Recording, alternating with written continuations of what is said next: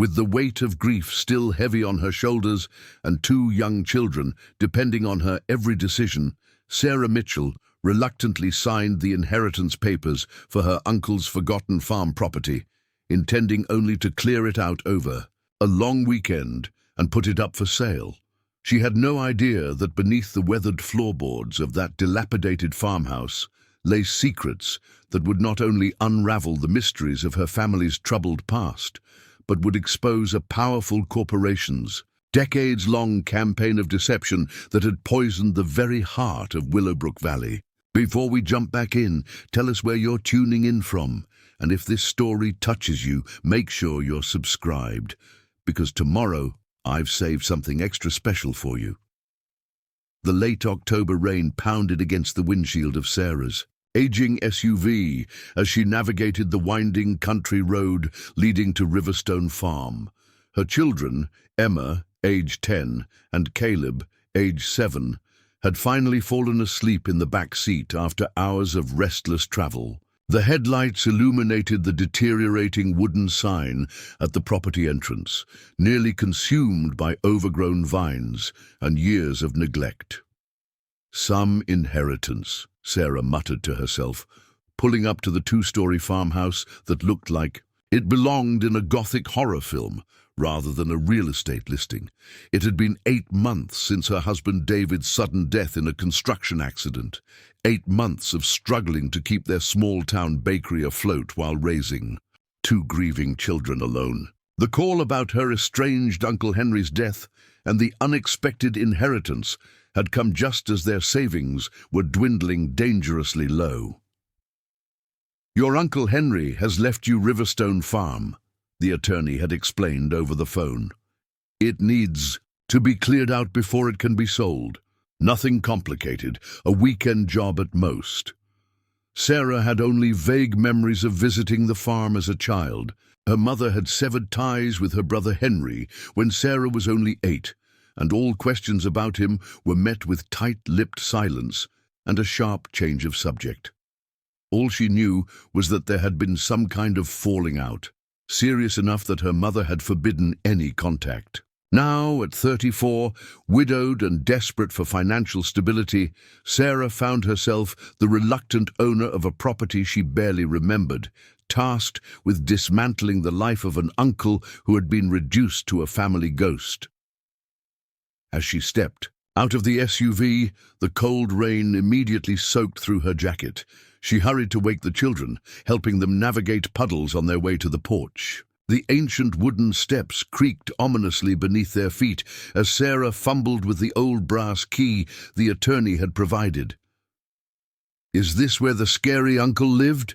Caleb asked, clutching his dinosaur backpack against his chest like a shield. "He wasn't scary, honey, just different," Sarah replied, though she had no idea if that was true.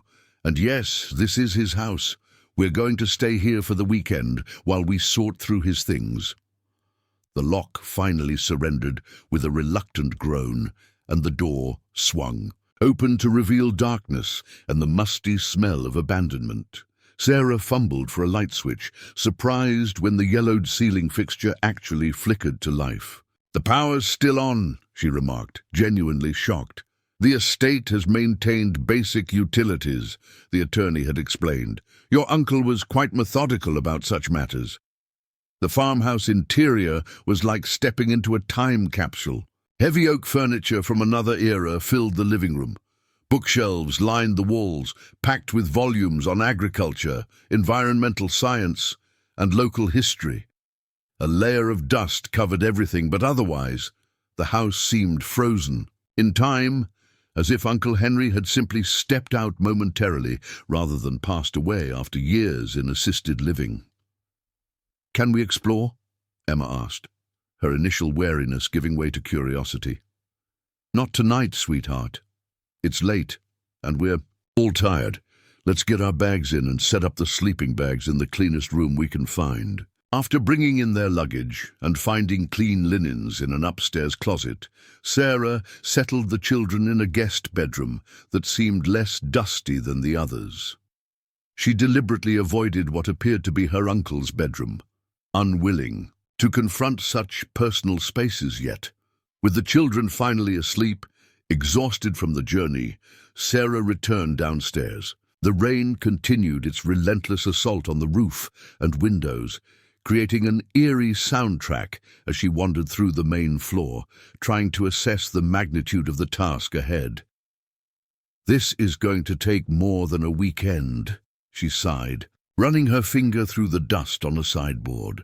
In the corner of the living room stood a massive oak desk, its surface covered with papers, ledgers, and file folders. Sarah approached it hesitantly, feeling like an intruder, despite being the legal owner of everything in the house. This was where she would have to start, sorting through paperwork to determine what needed to be kept for legal or tax purposes, and what could be discarded. As she began organizing the scattered documents, Sarah found mostly what she expected: utility bills, property tax statements, farm equipment maintenance records. But among the mundane paperwork, she discovered a leather-bound journal wedged beneath a stack of agricultural magazines. The binding was worn, its pages yellowed with age. Opening it, Sarah recognized the handwriting as similar to that on the birthday cards Uncle Henry had sent her before her mother had cut off contact. The journal entries dated back nearly 30 years, chronicling the farm's operations, but occasionally veering into more personal territory. Preparing and narrating this story took us a lot of time, so if you are enjoying it, subscribe to our channel. It means a lot to us. Now back to the story. Sarah flipped forward, curious about entries around the time her mother had severed ties with her brother. She found a gap of several months with no entries, and then a single page with a disturbing entry. "They're watching the farm. They've discovered I haven't destroyed the evidence." Evidence? Of what? Sarah flipped through more pages, finding increasingly paranoid-sounding entries about them monitoring the property, tapping the phone lines, intercepting mail. "Just like Mom said," Sarah whispered. "He really did become paranoid." This seemed to confirm what little her mother had shared, that Uncle Henry had developed troubling delusions after years of isolation. A wave of sadness washed over her. Had mental illness been the wedge that drove her mother to cut ties with her only brother? As she closed the journal, her elbow knocked a small framed photograph from the desk. Bending to retrieve it, Sarah noticed something odd about the floorboard, where the frame had landed. One board seemed slightly different from the others, the grain pattern inconsistent, the edges more precisely cut. Heart suddenly racing for reasons she couldn't articulate, Sarah pressed her fingers against the board and felt a slight give. She applied more pressure to one end, and to her astonishment it pivoted upward, revealing a small hollow space beneath the floor. Inside was a brass key unlike any modern one she'd seen, large, with an intricate pattern on its bow and a complex bit at the end. The kind of key that would open something old and significant. Sarah held it up to the dim light, running her thumb over the ornate engravings, a series of symbols she couldn't identify. Outside, the storm intensified, rain lashing against the windows as thunder rumbled in the distance. Lightning briefly illuminated the room, casting strange shadows against the walls. In that flash, Sarah thought she saw movement at the window, a silhouette that disappeared as quickly as it had appeared. Just the branches, she told herself, though the nearest tree was at least 20 feet from the house. She returned her attention to the key, wondering what lock it might fit. The farmhouse had standard door locks, nothing that would require such an elaborate key, perhaps the barn or some old chest or cabinet she hadn't yet discovered. Sarah slipped the key into her pocket and continued searching the desk. In a drawer beneath stacks of old correspondence, she found a small, leather-bound book, different from the journal, more like a ledger. Inside were columns of numbers and initials, dates stretching back decades. Some entries were circled in red, others crossed out entirely. At the back of the ledger was a hand-drawn map of the farm property, with several areas marked with the same symbols that appeared on the key. One location was circled repeatedly, a spot behind the barn labelled only with the letters NH beside. It, her uncle had written, "Truth lies buried, but never dies." A chill ran down Sarah's spine that had nothing to do with the drafty old farmhouse. Whatever her uncle had been involved in, these weren't the ramblings of a paranoid old man. The meticulous records, the hidden key, the coded map, these were the actions of someone deliberately concealing something of great importance. "What were you hiding, Uncle Henry?" she whispered to the empty room. Sarah was pulled from her thoughts by a sound from upstairs, Emma calling out in her sleep, a habit she'd developed since her father's death. Setting the ledger aside, Sarah went to comfort her daughter, tucking the mysterious key safely in her pocket. The other discoveries would have to wait until morning. Dawn arrived with weak sunlight filtering through dusty windows. The storm had passed, leaving behind a sodden landscape and a sky washed clean. Sarah had slept fitfully, her dreams filled with hidden rooms and shadowy figures. After preparing a simple breakfast from the supplies they'd brought, Sarah took the children outside to explore the property, while the ground dried in the morning sun. The farm spread out before them, once productive fields now reclaimed by wild grasses, a weathered barn listing slightly to one side, outbuildings in various states of disrepair, and beyond it all, dense woods marking the property's boundaries. "Was Uncle Henry a farmer?" Emma asked, kicking at a clump of soggy grass. "I think so once," Sarah replied, "but he must have stopped farming a long time ago." "Why did we never visit him?" Emma persisted, with the direct curiosity of a child. Sarah hesitated. Mum and Uncle Henry had a disagreement many years ago, grown-up stuff. "Was it about the secret?" Caleb asked, poking at a puddle with a stick. Sarah turned to him, startled. "What secret, honey?" "The one in the house. I heard you last night talking about a secret key." Sarah sometimes forgot how attuned children could be to the adult world around them, catching fragments of information like little receivers. "I found an old key, that's all," she explained. "I don't know what it opens yet." "Can we help you find out?" Emma asked, suddenly animated. "Like detectives." Sarah smiled, grateful for anything that might distract the children from their grief, even temporarily. "Sure, but first, let's check out that old barn." The barn's heavy sliding door protested with a groan of rusted metal as Sarah pulled it open. Inside, shafts of sunlight cut through gaps in the roof, illuminating dancing. Dust motes. Farm equipment sat abandoned, an old tractor, various implements whose purposes Sarah couldn't identify, tools hanging from pegs on the wall. Everything was covered in a thick layer of dust and cobwebs, while the children cautiously explored the safer areas of the barn. Sarah consulted the map from the ledger, orienting herself according to the markings. The spot labeled NH should be located at the rear of the barn, near the northwest corner. Sarah made her way carefully through the cluttered space, mindful of rusty nails and rotting floorboards. The back wall of the barn was lined with storage stalls, most empty save for mouldering hay and forgotten equipment. The northwest corner, however, contained something different, a large feed bin built into the wall. It seemed ordinary enough, but according to the map, this was the spot. Sarah examined the bin carefully. It was about chest-high, constructed of solid wood with a hinged lid. When she lifted the lid, she found it empty, except for a few ancient corn kernels, nothing unusual or noteworthy. "What am I missing?" she muttered, checking the map again. She ran her hands along the interior of the bin, feeling for anything unusual. At the back, her fingers detected a slight gap in the wooden slats. Pressing harder, she felt one section give slightly. Heart quickening, Sarah applied firm pressure and a section of the bin's back wall swung inward like a door. Beyond was darkness. "Mom, what is it?" Emma called, noticing her mother's discovery. "Stay back, both of you," Sarah warned, retrieving her phone to use as a flashlight. She shined the light into the opening. The beam revealed a narrow passage leading beneath the barn. Stone steps descending into the earth, disappearing into shadow.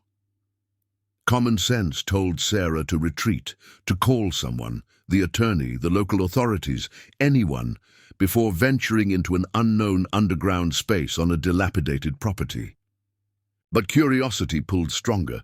This hidden passage might hold answers about her uncle, about the family rift that had shaped her childhood. "Emma, take Caleb back to the house," Sarah instructed. "I'm going to check this out." "But Mom—" "No arguments. I won't be long." Once the children were safely on their way back to the farmhouse, Sarah took a deep breath and ducked through the opening. Beginning the descent down the stone steps, she tested each one carefully before putting her full weight on it. The air grew cooler and damper as she went, carrying the earthy scent of soil and something else, paper and leather, like an old library. At the bottom of the steps, the passage opened into a small underground room with a packed earth floor and walls of fitted stone. It wasn't a root cellar as she'd first thought. This space had been purposefully constructed and carefully maintained. Battery-powered lanterns hung from hooks on the wall, and when Sarah tried one, it surprisingly flickered to life, casting the room in a warm glow. What she saw made her breath catch. The room was an archive. Metal shelving units lined the walls, filled with document boxes, leather-bound volumes, and hanging files. A sturdy wooden table stood in the center, its surface clean and organized, with a magnifying glass, white cotton gloves, and archival tools. In one corner stood an old filing cabinet with a strange lock, ornate and old-fashioned. "The key," Sarah whispered, reaching into her pocket. The brass key fit perfectly into the cabinet's lock. It turned with a satisfying click, and the top drawer slid open smoothly, as if recently oiled and maintained. Inside were folders organized by date, stretching back nearly 60 years. Selecting one at random, Sarah carefully opened it to find newspaper clippings, handwritten notes, and photographs, all related to Willowbrook Valley's oldest and most prestigious company, Northaven Industries. The name struck a chord in Sarah's memory. Northaven Industries was the region's largest employer, manufacturing agricultural chemicals and fertilizers.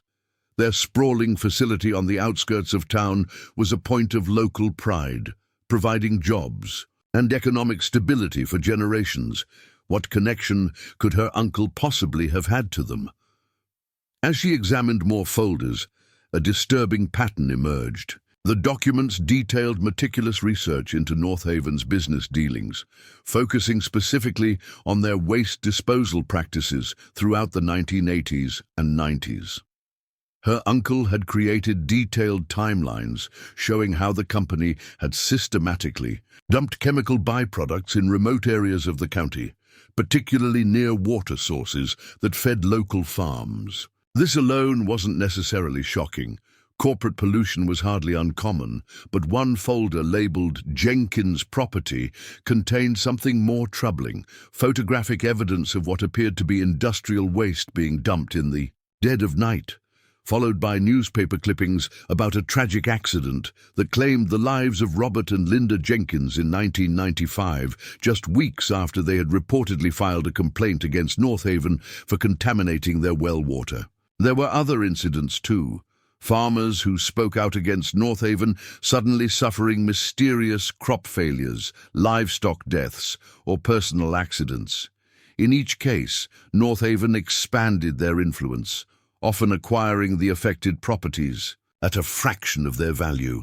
"This is what got you in trouble, isn't it?" Sarah murmured, imagining her uncle compiling this damning evidence over decades. The bottom drawer of the filing cabinet contained the most disturbing materials of all, a thick folder labeled Poisoned Children. Inside were medical reports from the county hospital showing alarming rates of rare childhood cancers and birth. Defects in neighborhoods downstream from North Haven's facilities. An attached report in her uncle's handwriting detailed how the company had knowingly used an experimental chemical compound in their manufacturing process, one that had subsequently been banned for its devastating health impacts. Rather than properly disposing of their remaining supply or implementing safer alternatives, according to her uncle's notes, North Haven had continued using the compound, secretly dumping the toxic waste in remote areas where it eventually seeped into the groundwater. The final page of the report hit Sarah like a physical blow. Ellen's illness almost certainly connected to water contamination from North Haven runoff. Medical reports confirm same rare cancer type as Williams and Parker children, all families using well water within 2 miles of dumping sites. Ellen, Sarah's mother. Her hands trembling, Sarah set down the documents and took a shaky breath. Her uncle hadn't been paranoid after all. He'd been documenting decades of corporate crime, environmental destruction, and possibly even murder perpetrated by the most powerful company in the county. And her mother hadn't died of a rare genetic cancer, as Sarah had always been told. She had been poisoned, just one of many victims of North Haven's callous disregard for human life in pursuit of profit. A sudden noise from above made Sarah freeze, the unmistakable sound of the barn door sliding open. Footsteps moved across the wooden floor, deliberate and searching. Someone else was in the barn, and from the purposeful movement they weren't, just exploring. Sarah quickly switched off the lantern, plunging the hidden room into darkness, save for the faint glow of her phone. She gathered the most damning documents, shoving them into her jacket pockets, and listened intently to the movements. Above, the footsteps paused directly over the hidden entrance. Sarah's heart pounded so loudly she was certain it would give her away. "I know you're down there, Mrs. Mitchell," called a man's voice, smooth and controlled. "I think it's time we discuss your uncle's unfortunate hobby of collecting falsehoods about respected members of this community." North Haven. It had to be. But how had they known about the hidden room? How had they known she was here? The answer hit her with chilling clarity. They'd been watching the property, probably for years, waiting for someone to discover Henry Mitchell's archive of evidence. "The documents are quite safe with us," the voice continued, "and we're prepared to be exceptionally generous in ensuring they remain private. Your uncle refused such an arrangement, which made things unnecessarily complicated for everyone." Sarah's mind raced through options. There appeared to be no other exit from the underground room. The man above knew she was here. If he represented North Haven, he had resources, influence, and based on what she'd just learned, a willingness to eliminate problems permanently. But she had something her uncle hadn't. A quick scan of the room revealed modern equipment tucked discreetly in one corner. A scanner, a laptop, external hard drives. Her uncle had collected physical evidence, but he'd also created digital backups. On the table was a small card with a password and a cloud storage address. Whatever was in these files, it wasn't just buried in this hidden room. It was already uploaded and secured elsewhere. With this knowledge came courage. Sarah reached for a second drawer in the filing cabinet, one she hadn't yet explored, and found exactly what she needed to ensure her own safety: leverage. "Mr. North Haven," she called out, her voice steadier than she felt, "I think you should know that everything my uncle documented is already backed up. If anything happens to me or my children, it all goes public immediately." The silence that followed was profound. Then the voice, noticeably less composed, "Come upstairs so we can discuss this civilly." "Like you discuss things with my mother, with the Jenkins, with all the children who died of cancer," Sarah countered, buying time as she searched for anything else useful in the hidden archive. Her hand closed around something cold and metallic beneath a stack of papers, her uncle's old service revolver, loaded and maintained. Sarah wasn't comfortable with guns, but the weight of it provided a strange reassurance. Those were unfortunate. Coincidences, the voice replied, an edge of tension now evident. Ancient history that no one would believe without proof. I have proof, Sarah said, moving toward the stone steps with the revolver concealed in her jacket pocket. More than my uncle ever showed you. She was bluffing, partially, but something in the silence that followed told her the bluff was working. Whoever was up there, Northaven or someone working for the company, was recalculating their approach. Sarah Mitchell had come to Riverstone Farm to clear out an old house and close a chapter of family history. Instead, she had stumbled into a decades-long conspiracy of corruption, environmental crime, and violence, one that had claimed her mother's life and forced her uncle into isolation. Now, as she prepared to confront the man above, she realized that her inheritance wasn't just a run-down farm, it was her uncle's legacy, a meticulously documented case against one of the most powerful companies in the state, and the responsibility to finally bring them to justice. I'm coming up, she called, gripping the revolver tightly, and I think you'll want to hear my terms. The hidden room had changed everything.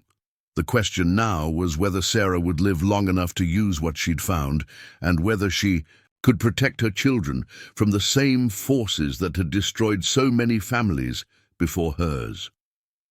As she ascended the stone steps, Sarah thought of her children waiting at the farmhouse, of her mother, who had died too young, of her uncle, who had spent decades fighting a lonely battle against impossible odds. For their sakes, she couldn't afford to fail. With each step, Sarah felt something awakening within her, a strength she hadn't known she possessed, a determination that transcended fear. This wasn't just about justice anymore. It was about protecting the future, her children's future, and the future of every family in Willowbrook Valley who remained unaware of the poison in their soil, their water, their very lives. The hidden room beneath Riverstone Farm had revealed more than just corporate crimes. It had revealed Sarah's purpose, a calling that would transform not only her life, but the destiny of an entire community that had lived too long under the shadow of corruption and deceit. Sarah ascended the stone steps slowly, the revolver a reassuring weight in her pocket, the documents she'd hastily gathered crinkled against her chest tucked securely inside her jacket. Each step brought her closer to a confrontation she never could have anticipated when she'd arrived at Riverstone Farm just hours earlier. As she neared the top of the stairs, Sarah paused, taking a steadying breath. She wasn't a confrontational person by nature. Her life as a small-town baker had involved warm ovens and friendly customers, not standoffs with corporate villains. Yet something in her had shifted upon discovering the truth about her family's past, a sense of purpose and righteous anger she'd never experienced before. "I'm waiting, Mrs. Mitchell," called the voice from above, impatience evident. With a final deep breath, Sarah pushed through the hidden door in the feed bin and emerged into the barn. Sunlight streamed through the gaps in the weathered roof, momentarily blinding her after the darkness below. As her vision adjusted, she saw a man standing several yards away. He wasn't what she'd expected. Rather than some imposing figure, he was of average height and build, perhaps in his early 50s, dressed in an expensive but casual outfit that seemed at odds with the dilapidated barn. His silver hair was perfectly styled, his clean-shaven face tanned and lined from outdoor activities rather than labor. He stood with the easy confidence of someone accustomed to authority. "Victor Northaven," he said, with a slight nod, confirming her suspicions. "I would say it's a pleasure to meet Henry Mitchell's niece, but under the circumstances." "You've been watching the farm," Sarah stated, maintaining distance between them. "Waiting for someone to find my uncle's records." Northaven's smile didn't reach his eyes. Your uncle was a troublemaker with a penchant for conspiracy theories. We've kept an eye on this property out of concern that his delusions might cause problems for innocent parties. Innocent? Sarah couldn't keep the incredulity from her voice. I've seen the evidence. The Jenkins fire, the contaminated water, my mother's death. Something darkened in North Haven's expression. Tragic accidents and unfortunate illnesses happen in rural communities, Mrs. Mitchell. Trying to connect unrelated events into some grand conspiracy is what unstable minds do. Is that why my mother took me away? Because my uncle was unstable? North Haven spread his hands in a gesture of false sympathy. Your mother recognized that Henry was becoming dangerous. With his obsessions, she made the right choice to protect you. The casual dismissal ignited something in Sarah. She was protecting me from you. She knew what you'd done to her, but she couldn't prove it, so she ran. A colorful interpretation, North Haven replied coolly. But we're not here to debate ancient history. I'm here to make you an offer. Like the offer you made my uncle. Sarah's hand moved closer to her pocket. The one he refused before he was conveniently diagnosed with dementia and placed in assisted living. For the first time, uncertainty flickered across North Haven's face. You have no idea what you're talking about. I know more than you think, Sarah bluffed, drawing confidence from his reaction. The archive isn't just paper records. Everything's been digitized, backed up to multiple secure locations. If anything happens to me or my children, it all goes public. North Haven studied her for a long moment, reassessing. What do you want? Money? The farm is worthless, the soil's depleted, the building's falling apart. But I could offer you a fair price, more than fair. I want justice, Sarah said. For my mother, for all the families your chemicals poisoned, for the Jenkins family who died in that accidental fire. A cold laugh escaped North Haven. Justice? After 30 years? With evidence collected by a man everyone in town considered mentally unstable. He shook his head. Be realistic, Mrs. Mitchell. Even if you could convince anyone to look into these ancient allegations, North Haven Industries has relationships with every judge and official in 3 counties. The State Environmental Protection Agency might be interested, Sarah countered, especially with soil and water samples showing contaminants that are still present. My uncle kept testing regularly. The evidence isn't just historical. This information clearly caught North Haven off guard. His carefully maintained composure slipped, revealing a flash of genuine concern. The property values alone, Sarah continued, gaining confidence. Imagine what would happen if every landowner in Willowbrook Valley learned their soil and water had been deliberately contaminated. The lawsuits would be endless. North Haven's expression hardened. You're making a very serious mistake, Mrs. Mitchell. Your uncle made the same one. It didn't end well for him. The threat hung in the air between them. Sarah's hand closed around the revolver in her pocket, though she had no real intention of using it. She wasn't a killer, unlike the man standing before her. Here's what's going to happen, Sarah said, surprised at the steadiness in her voice. I'm going to leave this farm with copies of everything my uncle documented. You're not going to follow me or interfere in any way. And then what? North Haven asked, his tone mocking. You'll single-handedly take down a company that's been the backbone of this community for generations based on the ramblings of a bitter old man? No, came a new voice from the barn entrance. She won't be doing it alone. Both Sarah and North Haven turned toward the unexpected interruption. A woman in her early 30s stood framed in the doorway, a press badge hanging from her neck, a camera in her hands. Behind her was an older man Sarah didn't recognize. Rachel. Torres, Willowbrook Gazette. The woman introduced herself, stepping inside. I've been investigating North Haven Industries' environmental practices for 3 years now. Your uncle reached out to me before his health declined, Mrs. Mitchell. This is private property, Northaven snapped. You're trespassing. Actually, the older man said, Mrs. Mitchell owns this property now. We're here at her invitation. He turned to Sarah. Michael Donovan, I was your uncle's attorney before Northaven pressured my firm to drop him as a client. I've been waiting a long time for those records to see the light of day. Sarah stared at the unexpected allies in confusion. My uncle's attorney? But the lawyer who contacted me was William Porter. Yes, Michael finished for her. Northaven. Industries made sure one of their associates handled Henry's affairs after they engineered his removal to assisted living. But your uncle was smarter than they gave him credit for. He made arrangements for Rachel to continue his work, and for me to contact you if you ever came looking for answers. Northaven's face had gone rigid with anger. This is absurd. You have nothing but the paranoid delusions of a senile old man. Actually, Rachel said, holding up her camera, I have quite a bit more than that, including this entire conversation, Mr. Northaven. Would you like to clarify your comments about taking care of Mrs. Mitchell's uncle, or perhaps your references to judges and officials being in your family's pocket?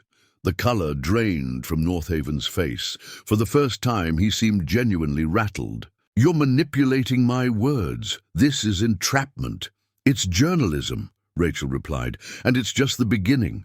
Thanks to Henry Mitchell's meticulous record-keeping, we now have enough evidence to justify a full investigation by authorities, beyond your sphere of influence. Michael approached Sarah, his expression gentle but urgent. We should continue this discussion elsewhere. Mr. Northaven rarely travels without his security detail.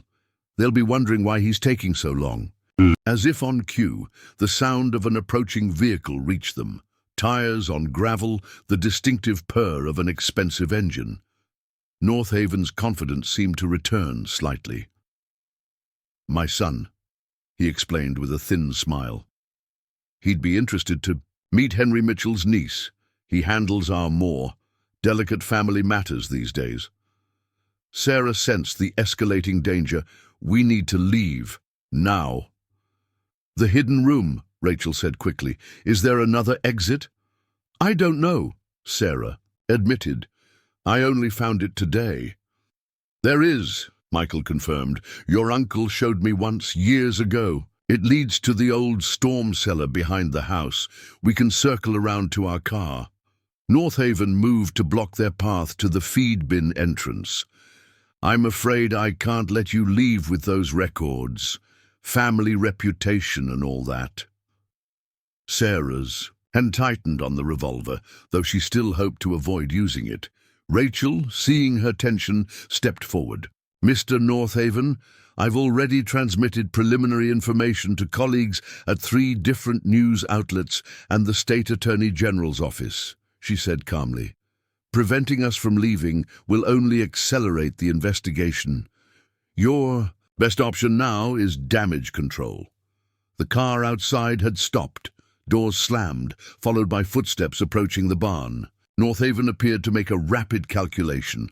With a tight smile, he stepped aside. We'll be speaking again very soon, Mrs. Mitchell. Family matters tend to require personal attention. Documents show it was never just business, Sarah said, quietly. You poisoned people. You destroyed lives. My mother died because of your company's chemicals. Something almost like regret flickered across Northaven's features. The past is complicated, Mrs. Mitchell. There were considerations you couldn't understand. Father, a younger voice called from outside, is everything all right? Perfectly fine, Daniel, Northaven responded, his eyes never leaving Sarah's. Just having a chat with Henry Mitchell's niece about her inheritance. Michael tugged urgently at Sarah's arm. Now, while we have the chance. The 3 of them moved quickly to the feed bin.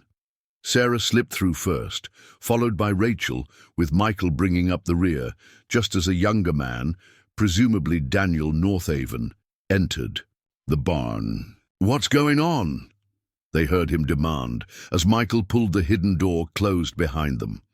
In the darkness of the underground room, Michael led them to the far corner, where a narrow passage Sarah hadn't noticed earlier stretched into darkness. "This way," the older man whispered, "and hurry. They know about this place now. It won't be safe for long." As they navigated the claustrophobic tunnel, Rachel explained in hushed tones how Henry Mitchell had contacted her 4 years earlier, sharing some of his evidence against North Haven Industries. The investigation had been proceeding slowly, hampered by the company's influence, until Henry's sudden decline and placement in assisted living. "Your uncle wasn't senile," Rachel assured Sarah. "North Haven arranged for his diagnosis after he threatened to go public. By the time I realized what had happened, he was heavily medicated and under constant supervision in a facility their family practically owns. He knew they might come after him," Michael added. "That's why he created the digital backups, why he reinforced this tunnel. He was preparing for a confrontation that finally came." The tunnel eventually opened into a storm cellar behind the farmhouse, just as Michael had promised. They emerged cautiously, checking for signs of Daniel Northaven or anyone else watching the property. "My car's down the road," Michael said. "We parked away from the house in case Northaven was monitoring." "It!" Sarah froze. "My children, they're in the house." "We need to get them immediately," Rachel agreed. They hurried to the farmhouse, finding Emma and Caleb in the kitchen, thankfully unharmed. The children were confused and frightened by the sudden urgency, but Sarah managed to gather their things quickly, explaining only that they needed to leave right away. As they rushed toward Michael's car, hidden behind a stand of trees, Sarah looked back at Riverstone Farm, the place that had featured in her childhood memories, that had claimed her mother's life, that had driven her uncle to years of solitary investigation, and that had finally brought everything full circle with her return. "What happens now?" she asked as they reached Michael's car. Rachel carefully stored her camera in a secure case. "Now we take your uncle's evidence to people who can use it. State-level environmental agencies, federal prosecutors, news outlets beyond North Haven's influence." "It won't be easy," Michael cautioned, starting the engine. "North Haven won't go down without a fight. They have resources, connections, and they've already shown they're willing to go to extreme lengths to protect themselves." Sarah clutched the documents she'd taken from the archive, thinking of her mother, of her uncle spending decades building a case in secret. "They've gotten away with it for 30 years, she said, determination hardening her voice. "That ends now." As Michael's car pulled away from Riverstone Farm, Sarah Mitchell understood that the inheritance that had seemed like a burden just hours ago was actually a sacred trust. Her uncle had left her more than a dilapidated farm. He had left her the truth, and with it the responsibility to finally bring justice to those who had thought themselves above it. Behind them, Victor Northaven watched the departing car from the barn doorway, his son Daniel beside him. "They have everything, don't they?" Daniel asked, tension evident in his voice. Victor's expression remained impassive. "They have what?" Henry Mitchell collected, "but they don't know the full story, not yet. What do we do?" The elder Northaven turned to his son, his face hardening. "What this family has always done. Whatever is necessary to protect what's ours." The confrontation at Riverstone Farm was over. The true battle was just beginning. Michael drove with the steady confidence of someone who knew every back road in the county. They avoided the main highways, taking winding rural routes that meandered through farmland and forest. No one spoke for the first 20 minutes, the tension of their narrow escape still hanging in the air. Finally, Rachel broke the silence. "We should be safe for now. I doubt even the North Havens would attempt anything in broad daylight." "Tati, don't underestimate them," Michael replied, checking the rearview mirror for the third time in as many minutes. "I've watched that family operate for 40 years. They didn't build their empire by playing fair." Sarah sat in the back seat with her children, her mind racing to process everything that had happened. Just yesterday, she had been a widow, struggling to keep her bakery afloat while raising two grieving children. Now, she was fleeing from one of the most powerful families in the region, carrying evidence of corporate crimes and possibly murder. "Where are we going?" she asked suddenly, realizing she had no idea where Michael was taking them. "My cabin," the older man answered. "About an hour from here, just over the county line. Victor's influence doesn't extend quite as far there. We'll be safe enough to regroup and plan our next steps." Emma leaned against her mother, her young face etched with worry. "Mom, what's happening? Who were those men at the farm?" Sarah hesitated, unsure how much to share with her children. They had already endured so much with their father's death. Now they were being uprooted again, thrust into a situation they couldn't possibly understand. "Remember how I told you Uncle Henry and Grandma had a disagreement?" She began carefully. "It turns out it wasn't just a disagreement. Uncle Henry discovered something bad that a powerful company was doing, something that hurt people, including Grandma. Those men at the farm work for that company, and they don't want anyone to know what they did." "Are they bad guys?" Caleb asked, his 7-year-old mind immediately framing the situation in terms he could understand. Sarah met Rachel's eyes, in the rearview mirror, seeing her own dilemma reflected there. How do you explain corporate malfeasance and environmental crimes to children? "Yes, honey," she said finally. "They are. They've hurt a lot of people and tried to hide it. But we have proof now, and we're going to make sure they can't hurt anyone else." Caleb nodded solemnly. "Like superheroes." Despite everything, Sarah smiled. "A little bit, except instead of superpowers, we have evidence and the truth. And those are the most powerful weapons against people like the North Avens," Rachel added, turning in her seat to address the children directly. "Your uncle was very brave to collect all that evidence. He's a hero, even if most people don't know it yet." "Will we be able to go home?"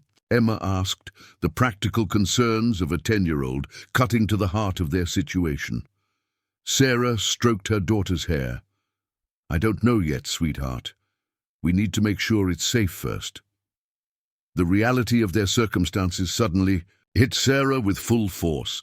The bakery she'd fought so hard to keep afloat after David's death would be unattended indefinitely. Their home, with all their belongings and memories, sat vulnerable. The normal life she'd struggled to maintain for her children's sake had been upended in a matter of hours. "I didn't realize," she began, her voice catching. Michael met her eyes in the rearview mirror. "Your uncle made provisions, Sarah. Financial arrangements for whoever inherited the farm. It's not much, but it should help while we sort this out." This revelation stunned Sarah. Even in his isolation, her uncle had thought ahead, considering the needs of the family that had abandoned him. "I still don't understand how my uncle connected with you both," she said. "The way my mother talked about him, she made it sound like he had become paranoid, isolated." "That's what North Haven wanted everyone to believe," Rachel explained, turning in her seat to face Sarah. "Your uncle's reputation was systematically undermined over years. Subtle rumors, convenient incidents, financial pressure. By the time he approached me with his evidence, most of the town already thought he was just a bitter old man with conspiracy theories." "But he found you," Sarah said, "a journalist willing to listen." Rachel nodded. "I was new to the Gazette, looking to make my mark with something bigger than church picnics and county fairs. Henry approached me carefully, shared just enough to pique my interest without revealing his full hand. It took months before he trusted me with access to his complete investigation." "And you?" Sarah asked Michael. "How did you get involved?" The older man's hands tightened slightly on the steering wheel.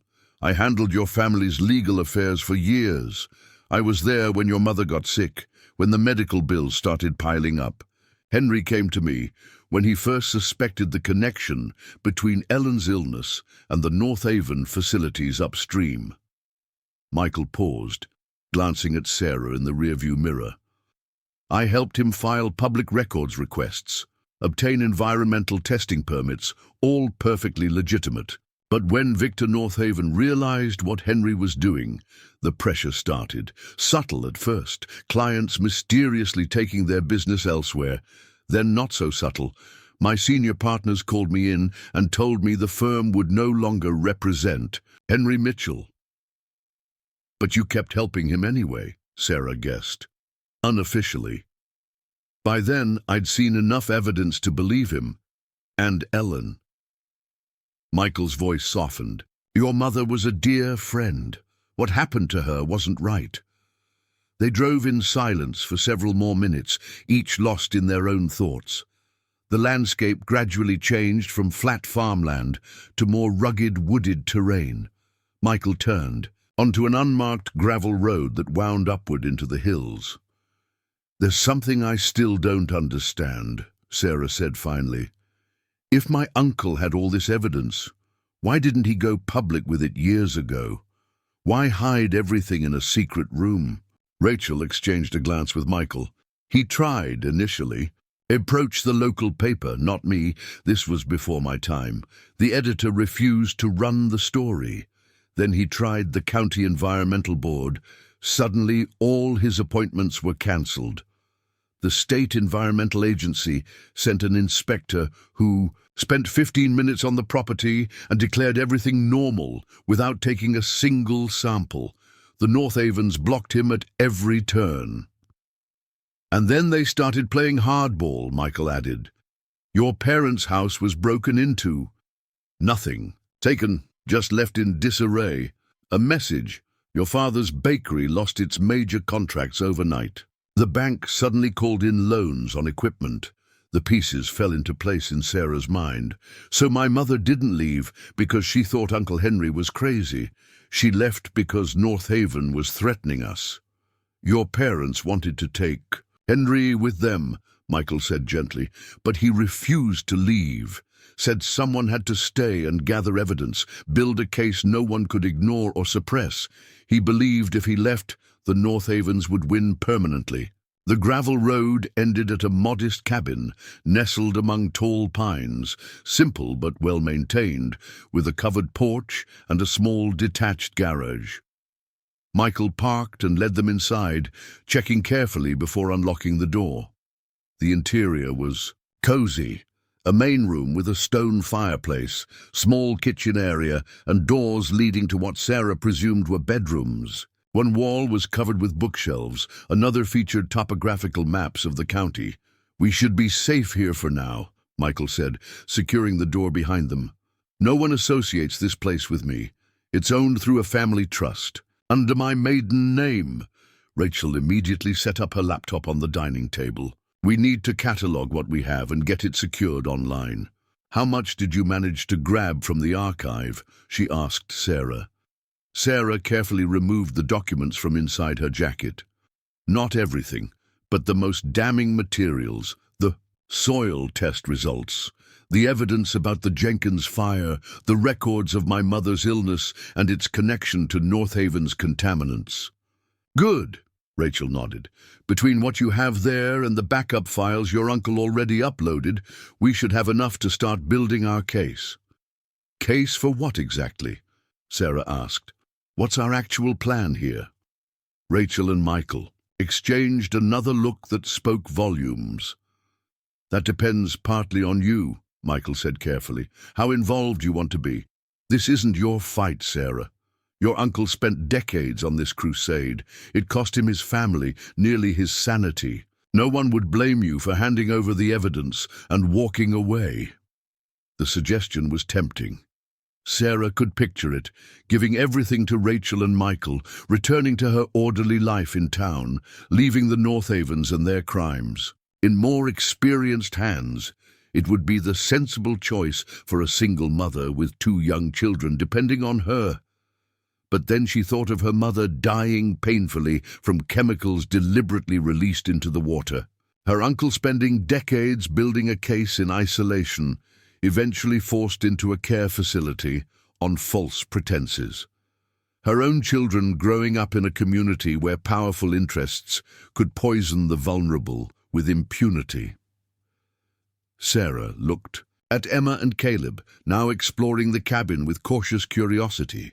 Everything she did for them, to protect them, to provide for them, to show them how to live with integrity in a world that often rewarded the opposite. What example would she set by walking away now? "It became my fight the moment I found that key," Sarah said firmly. "Tell me what we need to do." Relief showed on both their faces. "First, we build a bulletproof case," Rachel said, typing rapidly on her laptop. "The North Havens will have expensive lawyers who will try to discredit everything. We need irrefutable evidence, witnesses willing to come forward, recent samples showing the contamination is ongoing." "Witnesses?" Sarah questioned. "After 30 years, and with North Haven's influence in the county. There are people who've remained silent out of fear, not loyalty," Michael explained.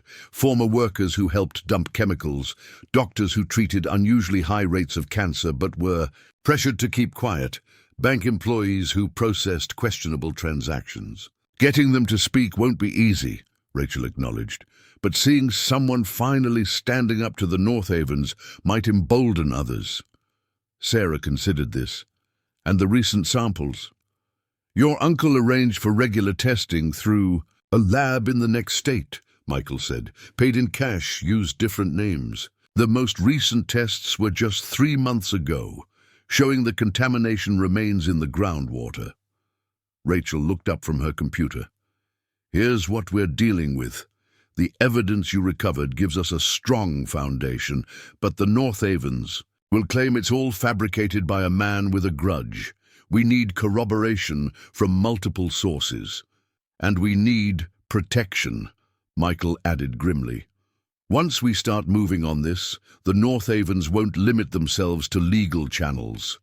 They've invested too much in covering this up for too long."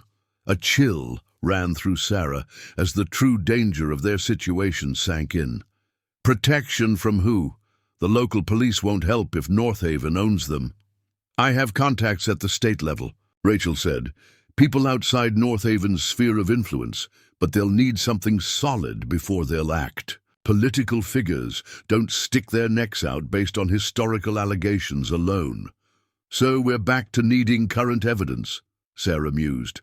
She thought for a moment, her mind analyzing the problem methodically, a skill she'd developed running a business while raising 2 children alone.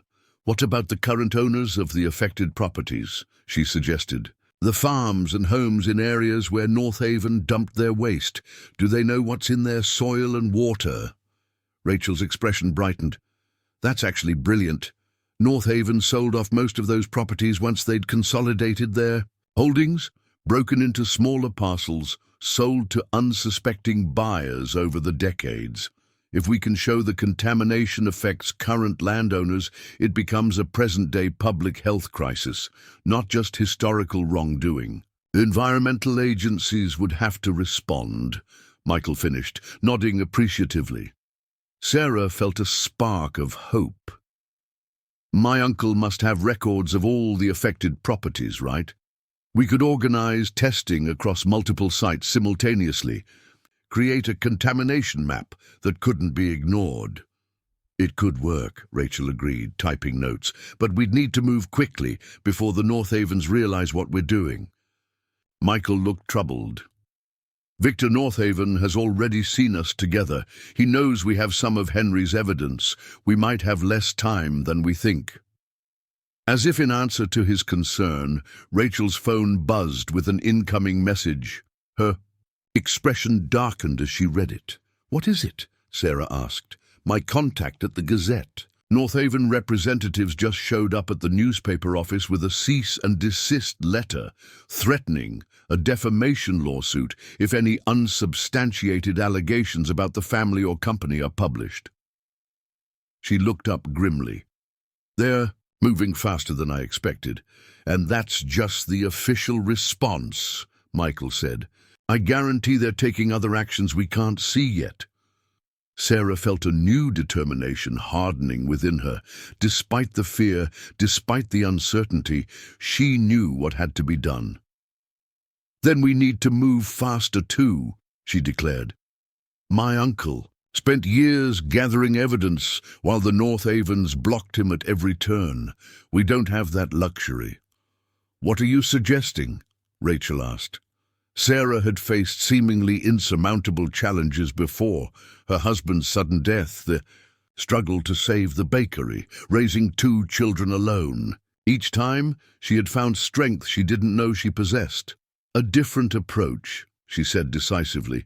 "Instead of trying to build a perfect case before going public, what if we use strategic exposure to force the issue, release enough evidence to attract attention from authorities outside North Avon's influence, while holding back our strongest proof to counter their inevitable denials?" Rachel considered this. Risky. We'd be showing our hand early. "But we'd be controlling the narrative," Sarah argued. "Right now, they're assuming we'll follow the same playbook my uncle did. Careful evidence gathering, official channels, systems they know how to manipulate. They won't expect us to go straight to the public." "It could work," Michael said slowly, "especially if we focus on the current contamination affecting present-day residents. That creates immediate pressure for official action." Rachel nodded, warming to the idea. "I have contacts at regional news outlets, environmental advocacy groups. We could orchestrate a coordinated release, enough different sources that the North Avens couldn't silence them all." For the first time since discovering the hidden room that morning, Sarah felt like they might actually have a chance. The North Avens had spent decades perfecting their system of influence and intimidation, but they'd never faced the kind of immediate, widespread exposure that modern media could create. "How quickly can we move?" she asked. "Give me 48 hours to organize the media contacts," Rachel said. "Michael, can you reach out to your connections at the environmental testing lab? See if they can expedite analysis of our most recent samples." The older man nodded. "And I'll start preparing legal frameworks for affected property owners who may want to join a class action once this becomes public."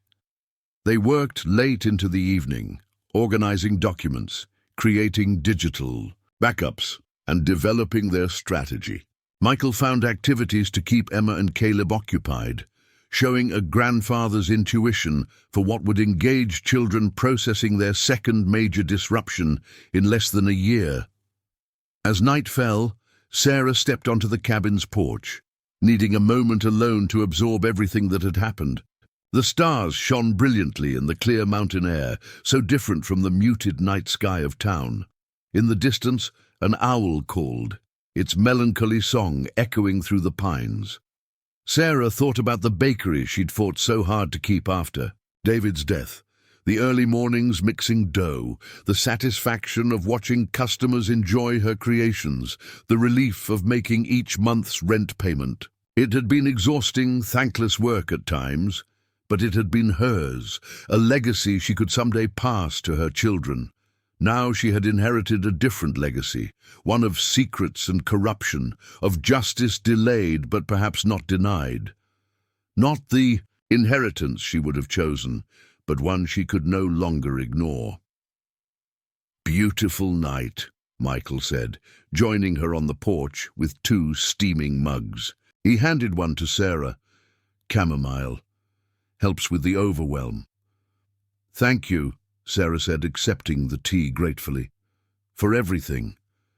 I still can't believe all this was happening while I was growing up. That my mother died because of North Haven's chemicals, not some rare genetic condition." Michael leaned against the porch railing. "Your mother wanted to protect you from the truth. She believed if you knew, you might someday try to continue Henry's fight, and she'd seen what the North Avens were capable of. But she kept the connection to Uncle Henry completely secret." I grew up thinking he was just some eccentric relative we didn't talk about. She could have told me something. Fear makes people do things they later regret, Michael said gently. Ellen was terrified the Northavens would come after you if there was any connection. Cutting ties completely seemed like the only way to keep you safe. Sarah sipped her tea, letting the warm liquid and Michael's words soothe her sense of betrayal. I understand why she did it. I wish I'd known him. The real him, not the caricature I grew up imagining. You would have liked him, Michael smiled. Stubborn as hell, but principled, loyal to the point of self-sacrifice. You remind me of him, the way you've stepped up to this fight without hesitation. I haven't had much choice, Sarah admitted. Ever since David died, it's been one crisis after another. You either step up or you crumble. That's not true, Michael countered. Many people would have handed over the evidence and walked away. You chose to stay and fight for your mother, for your uncle, for every family affected by Northaven's crimes. That's a choice, and a brave one. Inside the cabin, Rachel was still working, the glow of her laptop visible through the window. Beyond the porch, deep in the surrounding woods, Sarah thought she glimpsed movement, perhaps a deer, or just shadows playing tricks in the moonlight. Tomorrow would bring new challenges, new dangers. The Northavens wouldn't surrender their power without a fight. But for the first time since discovering the hidden room beneath the barn, Sarah felt ready. Not fearless. Fear was a constant companion for a single mother, but determined, focused, and surprisingly strong. The inheritance she had reluctantly accepted had become more than a burden. It had become a mission, not just to expose past wrongs, but to protect her children's future and the future of every family in Willowbrook Valley. Whatever came next, she would face it with the same resilience that had carried her through the hardest year of her life. In the quiet mountain night, surrounded by allies she hadn't known existed just hours ago, Sarah Mitchell began to understand that sometimes our greatest strength emerges not from what we seek, but from what finds us when we least expect it, like a hidden room beneath an old barn, or a purpose that transcends our carefully constructed plans. The first light of dawn painted the mountain cabin in soft gold as Sarah stood at the kitchen window, cradling a mug of coffee between her hands. She had slept fitfully, her dreams haunted by hidden rooms and faceless figures in pursuit. Emma and Caleb still slumbered peacefully in the small bedroom Michael had prepared for them, exhausted from the previous day's upheaval. "You're up early," Rachel observed, joining her at the window. The journalist looked remarkably alert, despite having worked well past midnight. "Old habits," Sarah replied with a small smile. "Bakers don't get the luxury of sleeping in." The thought of her bakery sitting dark and empty sent a pang through her chest. The morning crumb had been her husband David's dream first, a cozy neighborhood spot where people could gather over fresh pastries and good coffee. After his death, keeping it alive had become Sarah's way of preserving a piece of him, of showing her children that life could continue even after unimaginable loss. Now it was just one more thing the Northavens had taken from her. "We've made progress overnight," Rachel said, interrupting Sarah's thoughts. She placed her laptop on the kitchen table, screen illuminated with charts and documents. "I've been organizing your uncle's digital files." The man was meticulous. 30 years of water and soil samples, all catalogued by date and location. Sarah leaned over to examine the screen. "These red markers, what do they represent?"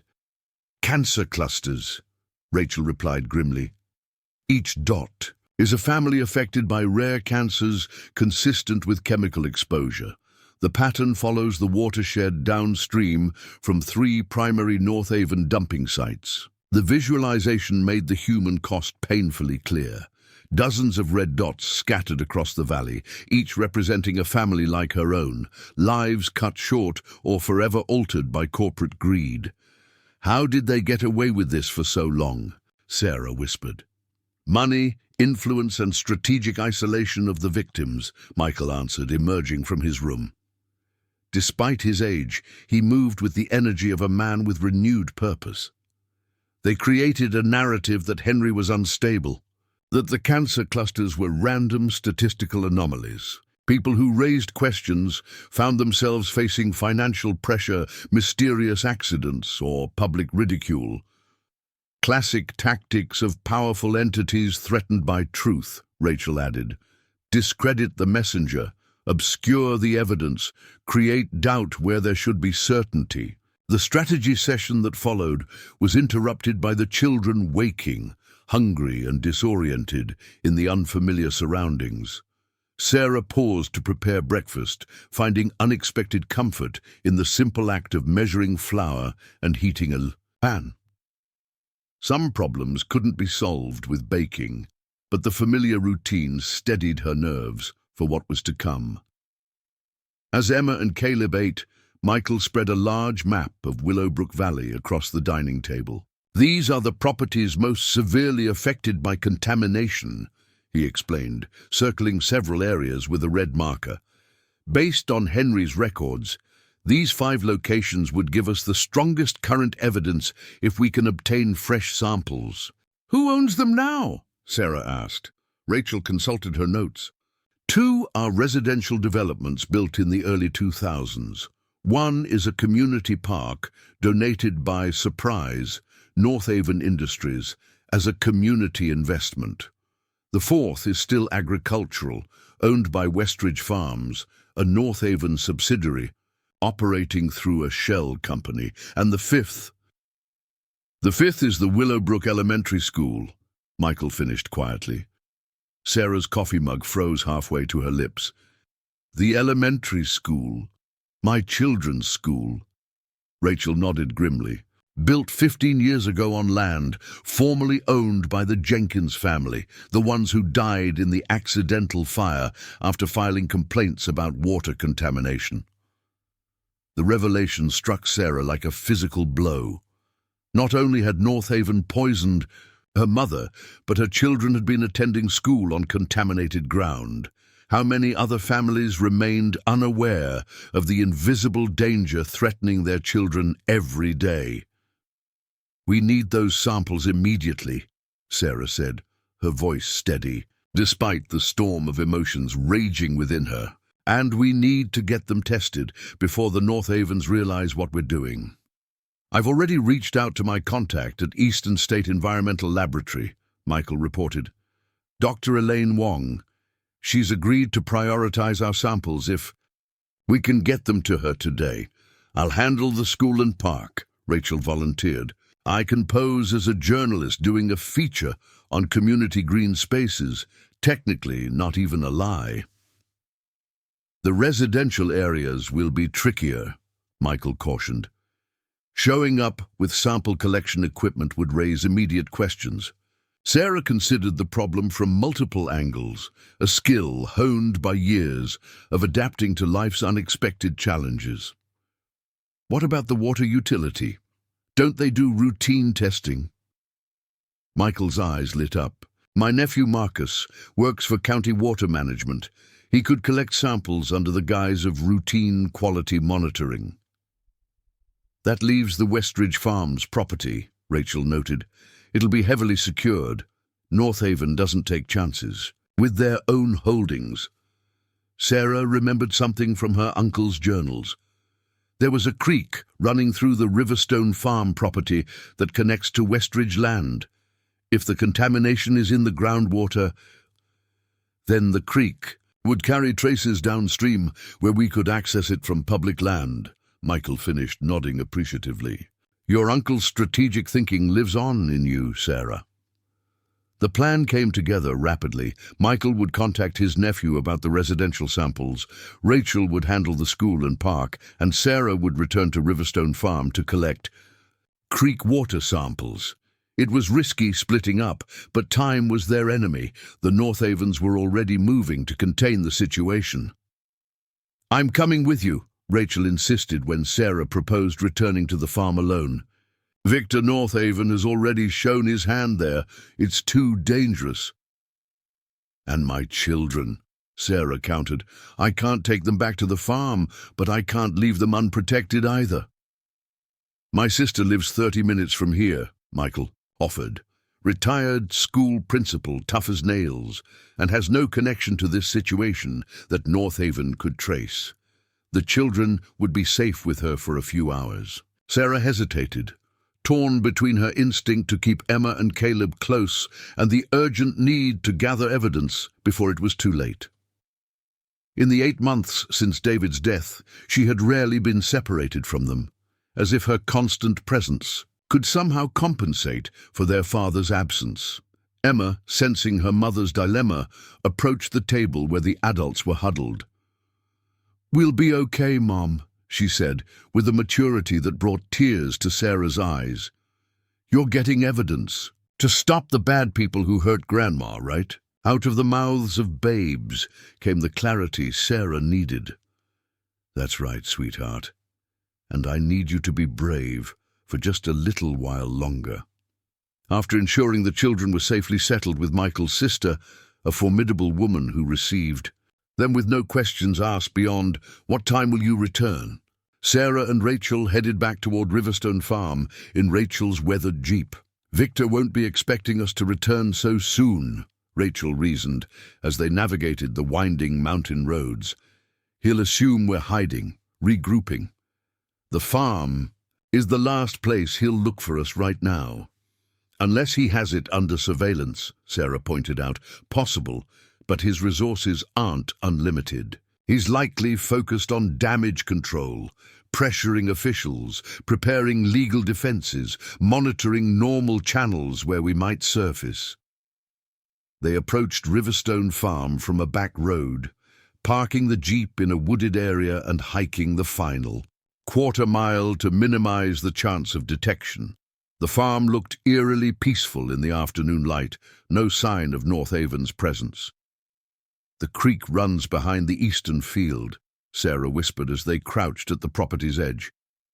"We can follow the tree line for cover." Armed with sample collection kits provided by Michael's contact at the environmental lab, they moved cautiously across the property, hyper-aware of every sound. The creek was exactly where Sarah remembered from her uncle's maps, a modest stream, cutting through the far corner of the property before continuing toward what was now Westridge Farm's land. "Perfect," Rachel murmured as they knelt beside the gently flowing water. "This is exactly what we need." Following the laboratory's protocols, they collected multiple water samples, carefully labeling each with location coordinates. Sarah also gathered soil samples from the creek bank, working with the methodical precision she normally applied to perfecting bread recipes. "We should check the well too," Sarah suggested, once they'd secured the creek samples. "If the groundwater is contaminated, the farm's drinking water would show higher concentrations." The farmhouse well was located near the kitchen garden, an area now overgrown with weeds, but once carefully tended by Sarah's grandmother. As they approached, Rachel suddenly grabbed Sarah's arm, pulling her down behind a half-collapsed stone wall. "Someone's inside the house," she hissed, pointing to a shadowy movement visible through the kitchen window. Sarah's heart raced as they watched a figure move through the downstairs rooms, too far away to identify clearly, but definitely not Victor Northaven's distinctive silver-haired silhouette. "Daniel Northaven," Sarah whispered. Rachel shook her head. "Wrong build. This could be security personnel or someone else looking for evidence," Sarah finished, struck by sudden inspiration. "Not everyone in this town is in Northaven's pocket. My uncle must have had allies, besides you and Michael." "Risky assumption," Rachel cautioned, "but we need that well water sample." They waited, watching the figure methodically search the house. After 20 tense minutes, the unknown visitor emerged onto the back porch, and Sarah stifled a gasp of recognition. "That's Dr. Patel," she whispered. Our family physician. He treated my mother before we moved away. Dr. Patel, now in his 60s, but still possessing the erect posture and purposeful movement Sarah remembered, scanned the property before descending the porch steps. He carried a small leather satchel close to his body, moving with the urgency of someone who knew they were somewhere they shouldn't be. "What would your doctor be doing here?" Rachel wondered. "Let's find out," Sarah decided, standing before Rachel could stop her. "Dr. Patel," she called, keeping her voice low but audible. The physician froze, then spun toward the sound, his face registering shock and then, remarkably, relief.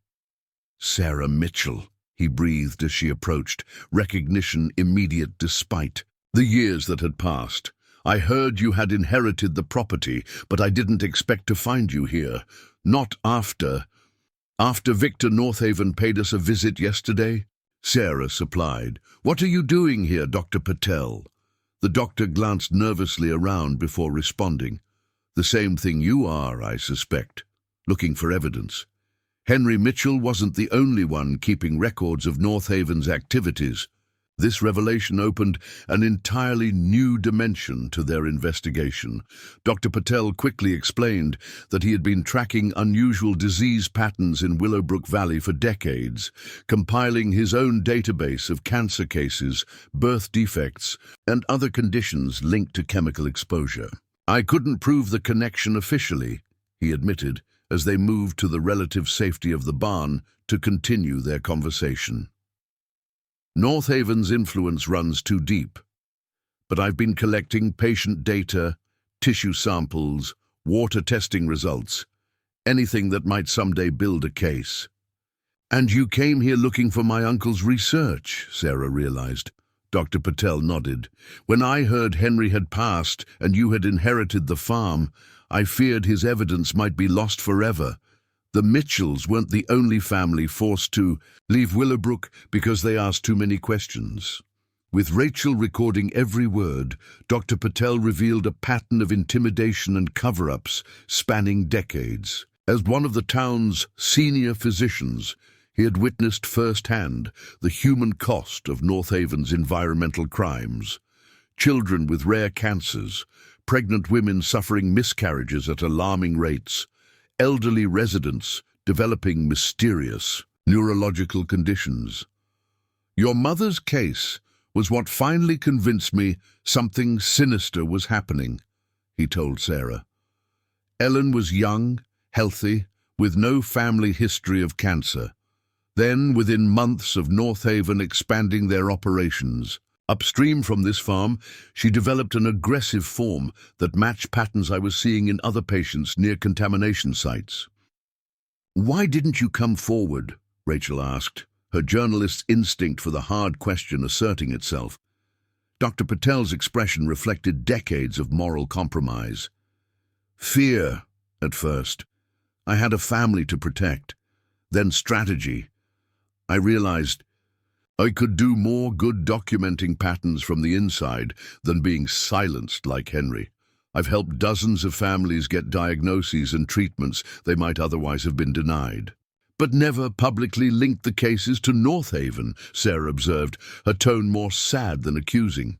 "No," the doctor acknowledged, "that would have ended my practice and my ability to help anyone." He opened his satchel, revealing a portable hard drive. "But I've kept everything, Sarah. Every case, every test result, every statistical analysis showing disease clusters around Northaven facilities. And now I'm ready to come forward." This unexpected ally transformed their position dramatically. Dr. Patel's medical credentials and decades of systematic documentation would be far harder for Northaven to dismiss than the alleged conspiracy theories of a reclusive farmer. While Rachel interviewed the doctor in greater detail, Sarah completed their original mission, collecting well water samples and additional soil specimens from around the property. The sun was dipping toward the horizon when they finally prepared to leave, the precious samples and Dr. Patel's hard drive secured in Rachel's backpack. You should come with us, Sarah urged the physician. It's not safe for you here once North Haven realizes you've joined us. Dr. Patel nodded grimly. I've made preparations. My family is already visiting relatives in another state. Once this breaks, there's no going back for any of us. They were about to depart when the distant sound of vehicles approaching froze them in place. Through the barn's weather-worn boards, they observed two black SUVs turning into the farm's long driveway, the unmistakable signature of North Haven security. The back tunnel, Sarah whispered urgently, leading them toward the feed bin and its hidden entrance. We can escape through the storm cellar. They descended into darkness, just as footsteps crunched across the gravel outside the barn. Sarah led the way through the underground archive room and into the narrow tunnel beyond, Dr. Patel's labored breathing echoing in the confined space as they hurried toward safety. Behind them, muffled voices and the sound of the barn being searched lent desperate energy to their escape. The tunnel seemed longer than Sarah remembered, the darkness more oppressive.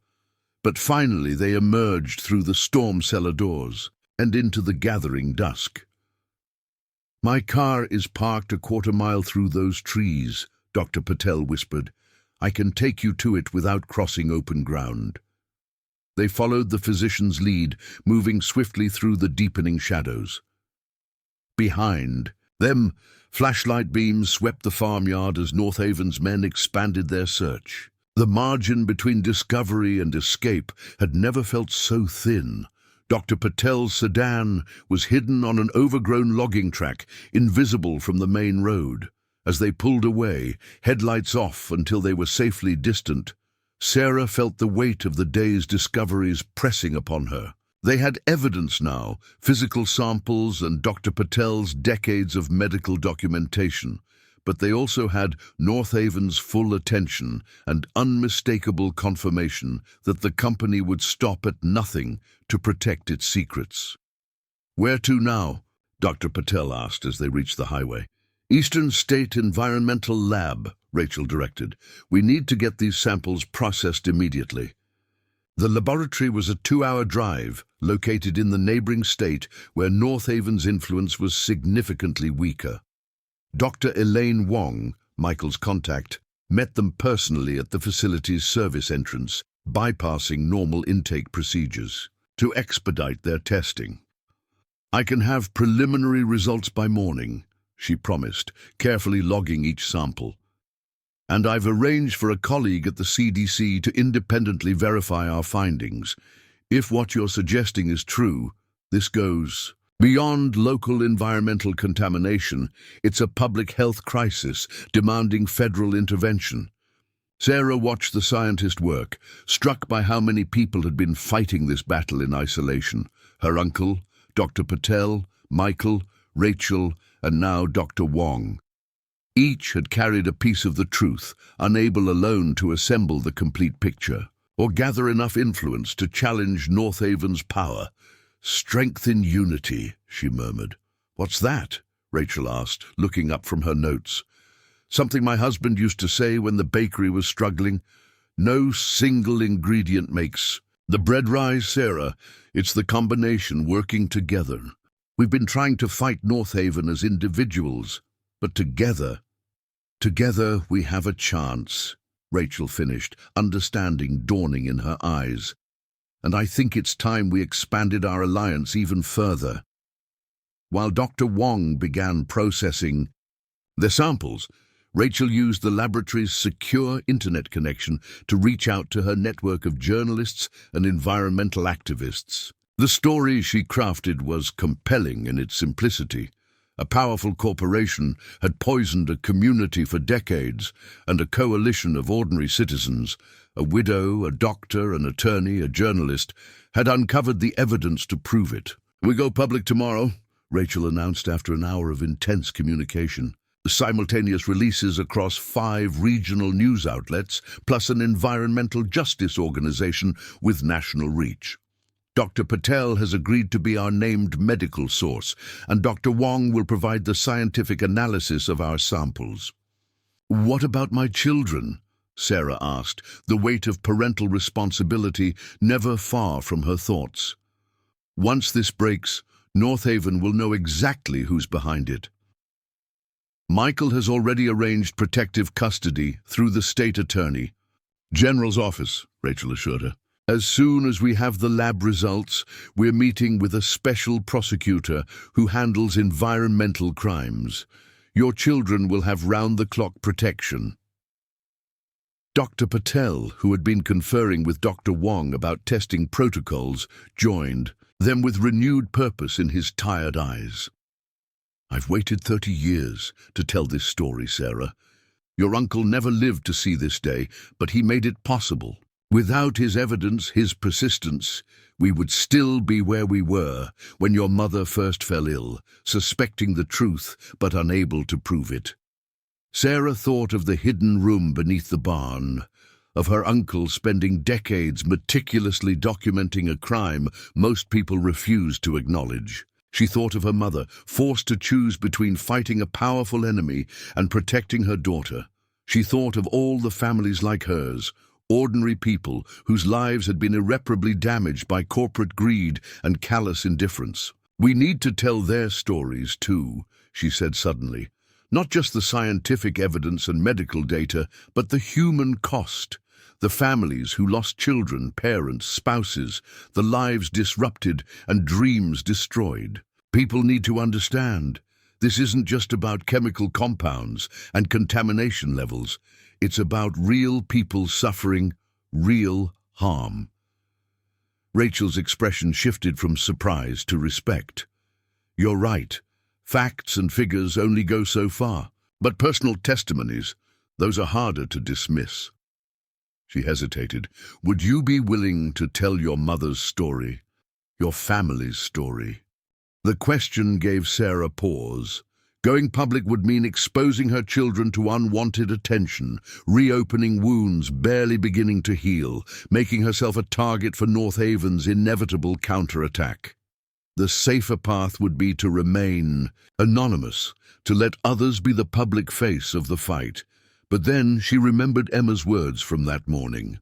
You're getting evidence to stop the bad people who hurt Grandma, right? Such clarity of purpose from a child too young to fully understand the complexities of corporate malfeasance and environmental justice, yet old enough to recognize the fundamental truth. Some fights cannot be avoided without surrendering something essential.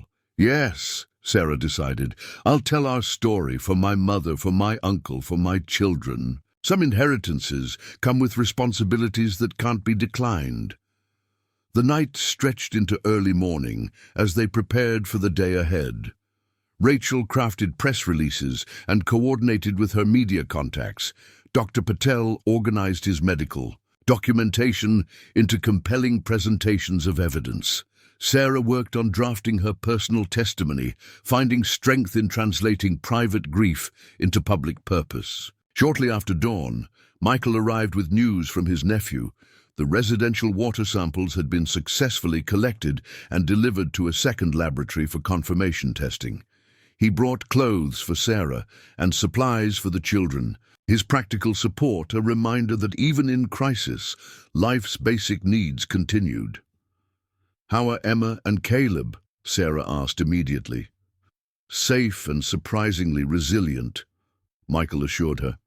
Emma's helping my sister bake cookies, and Caleb has discovered the joys of a backyard tire swing. Children adapt better than we sometimes give them credit for. Dr. Wong joined them, her expression serious but eyes bright with professional excitement. The preliminary results are in, she announced, and they confirm everything you've alleged. The water samples from Riverstone Farm show chemical contamination at levels 40 times the legal limit. The soil samples contain heavy metals and industrial compounds consistent with North Haven's manufacturing processes. She spread charts and analysis printouts across the conference room table. Most concerning are the samples from the creek leading to Westridge Farm's property. The contamination gradient increases dramatically as the water approaches North Haven's current facilities, suggesting ongoing dumping, not just historical pollution. So they're still doing it, Sarah breathed. After all these years, all the evidence of harm, they're still poisoning the water. Corporate recidivism is unfortunately common in environmental cases, Dr. Wong explained.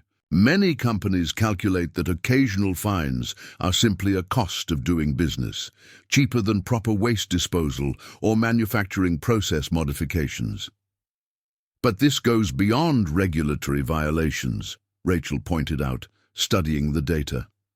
If these levels are present in the school grounds and residential areas, then we're looking at an active public health emergency, Dr. Wong confirmed. I've already filed preliminary reports with the State Environmental Protection Agency and the CDC's Environmental Health Division. They'll be legally obligated to investigate, regardless of North Haven's influence. The laboratory's conference room phone rang, startling them all.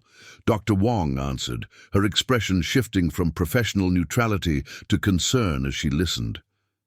"It's for you," she said, holding the receiver toward Rachel. "A reporter from the Willowbrook Gazette says it's urgent." Rachel took the call, her face growing increasingly grim. When she hung up, the tension in the room was palpable. "North Haven's making their move," she reported.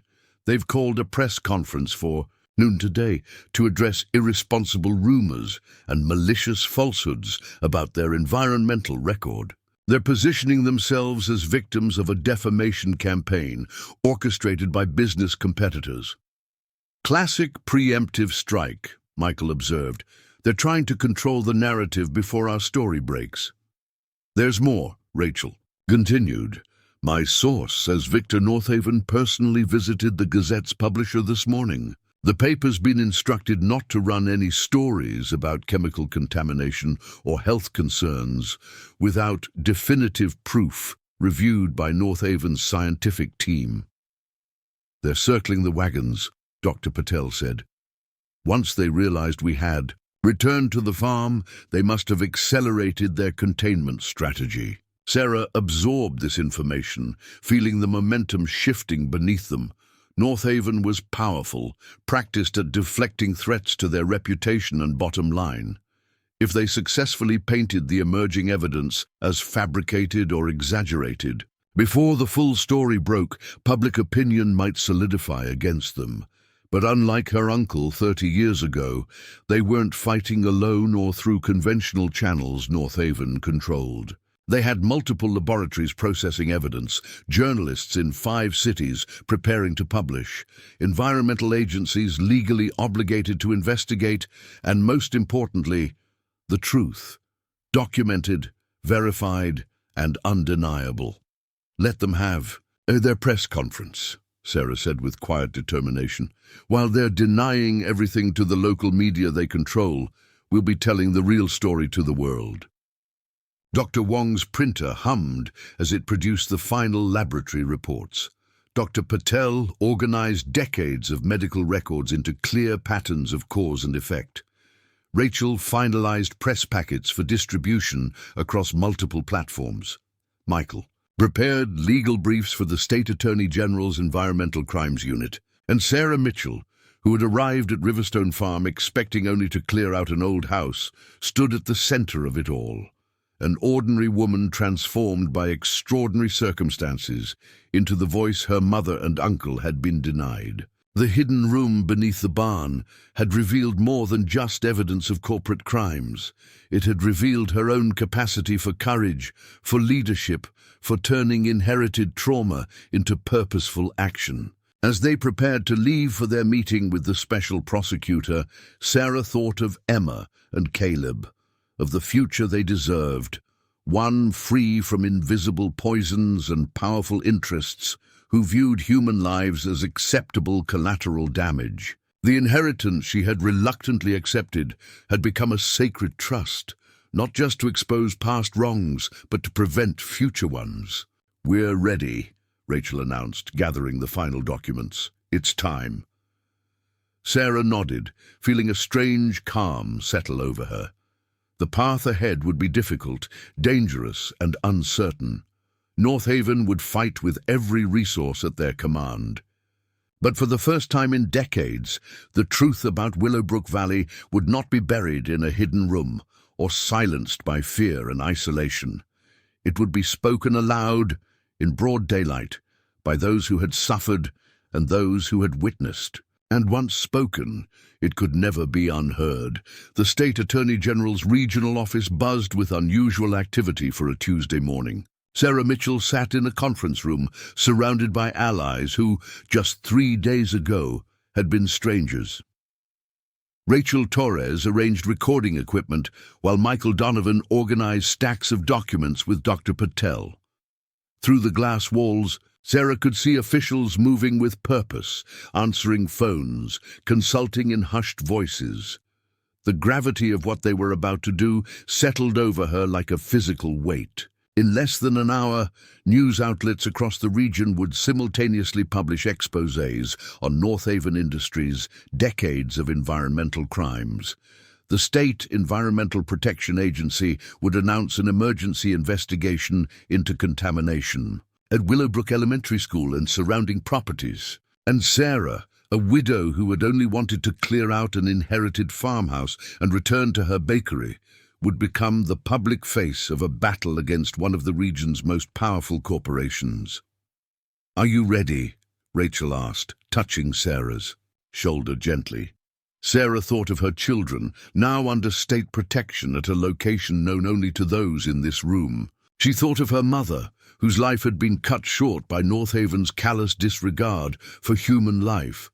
She thought of her uncle, who had spent decades documenting crimes no one would acknowledge.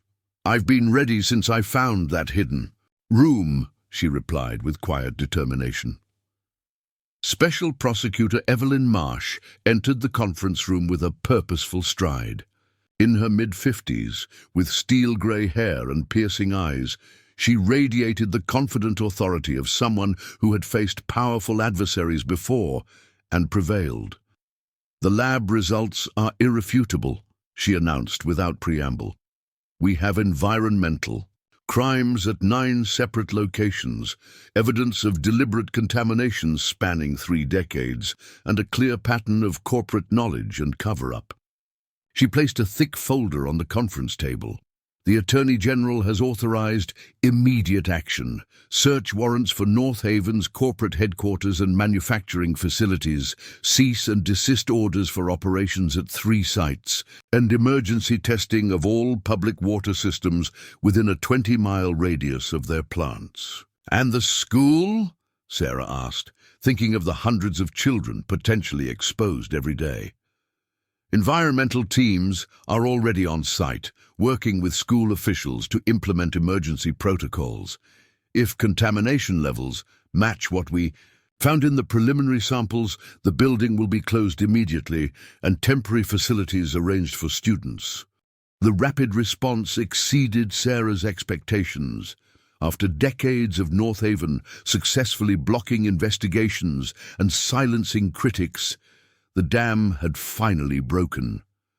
Dr. Wong's laboratory results, combined with Dr. Patel's medical documentation and Henry Mitchell's meticulous records, had created an evidence package too compelling to ignore and too comprehensive to dismiss. "What about North Haven's press conference?" Rachel asked, checking her watch. "They're scheduled to start in 20 minutes. Prosecutor Marsh's expression shifted to something resembling satisfaction. "Let them have their moment denying everything. Our teams will be serving warrants at their headquarters, while Victor North Haven is still at the podium." The timing was perfect. North Haven would be publicly claiming innocence, even as state investigators were uncovering evidence of guilt. The contrast would be devastating to the company's credibility. "And now," Marsh continued, "we need to discuss your testimony, Mrs. Mitchell. Your personal connection to this case adds an essential human dimension to what might otherwise be perceived as abstract environmental regulations and technical violations." Sarah nodded, feeling the weight of Responsibility. I'll tell them everything about my mother's illness, my uncle's investigation, what I found in the hidden room. But I want to speak for the other families too, the ones who might not even know they've been affected. That's exactly what we need, Marsh agreed. The human cost has been buried for too long. The next hour passed in a blur of preparation, reviewing key points, organizing the sequence of speakers, coordinating with media liaisons. At precisely 11:30, Rachel's phone lit up with a message from her contact at the Willowbrook Gazette. North Haven's press conference has started, she reported. Victor's making a statement about baseless accusations and the company's unblemished environmental record. Michael checked his own phone. My contact at the state police confirms the warrant teams are in position, waiting for the signal to enter North Haven headquarters. Prosecutor Marsh nodded and made a brief call. "It's time," she announced. "Let's proceed with our statement." They moved to a larger conference room where media representatives from regional and national outlets had assembled. Cameras whirred to life as Marsh approached the podium, her expression solemn yet resolute. "Good morning. I'm Special Prosecutor Evelyn Marsh with the State Attorney General's Environmental Crimes Division. Today, we are announcing the launch of a major investigation into allegations of systematic environmental contamination, public health endangerment, and corporate malfeasance by North Haven Industries spanning more than 3 decades. As Marsh outlined the preliminary findings and immediate actions being taken, Sarah watched the reporter's expressions shift from professional detachment to growing shock. This wasn't just another corporate fine or regulatory slap on the wrist. This was potentially one of the largest environmental crime cases in state history. The evidence we've gathered suggests a deliberate pattern of toxic waste dumping in residential areas, contamination of public water supplies, and a coordinated effort to conceal these activities from regulators and the public, Marsh continued.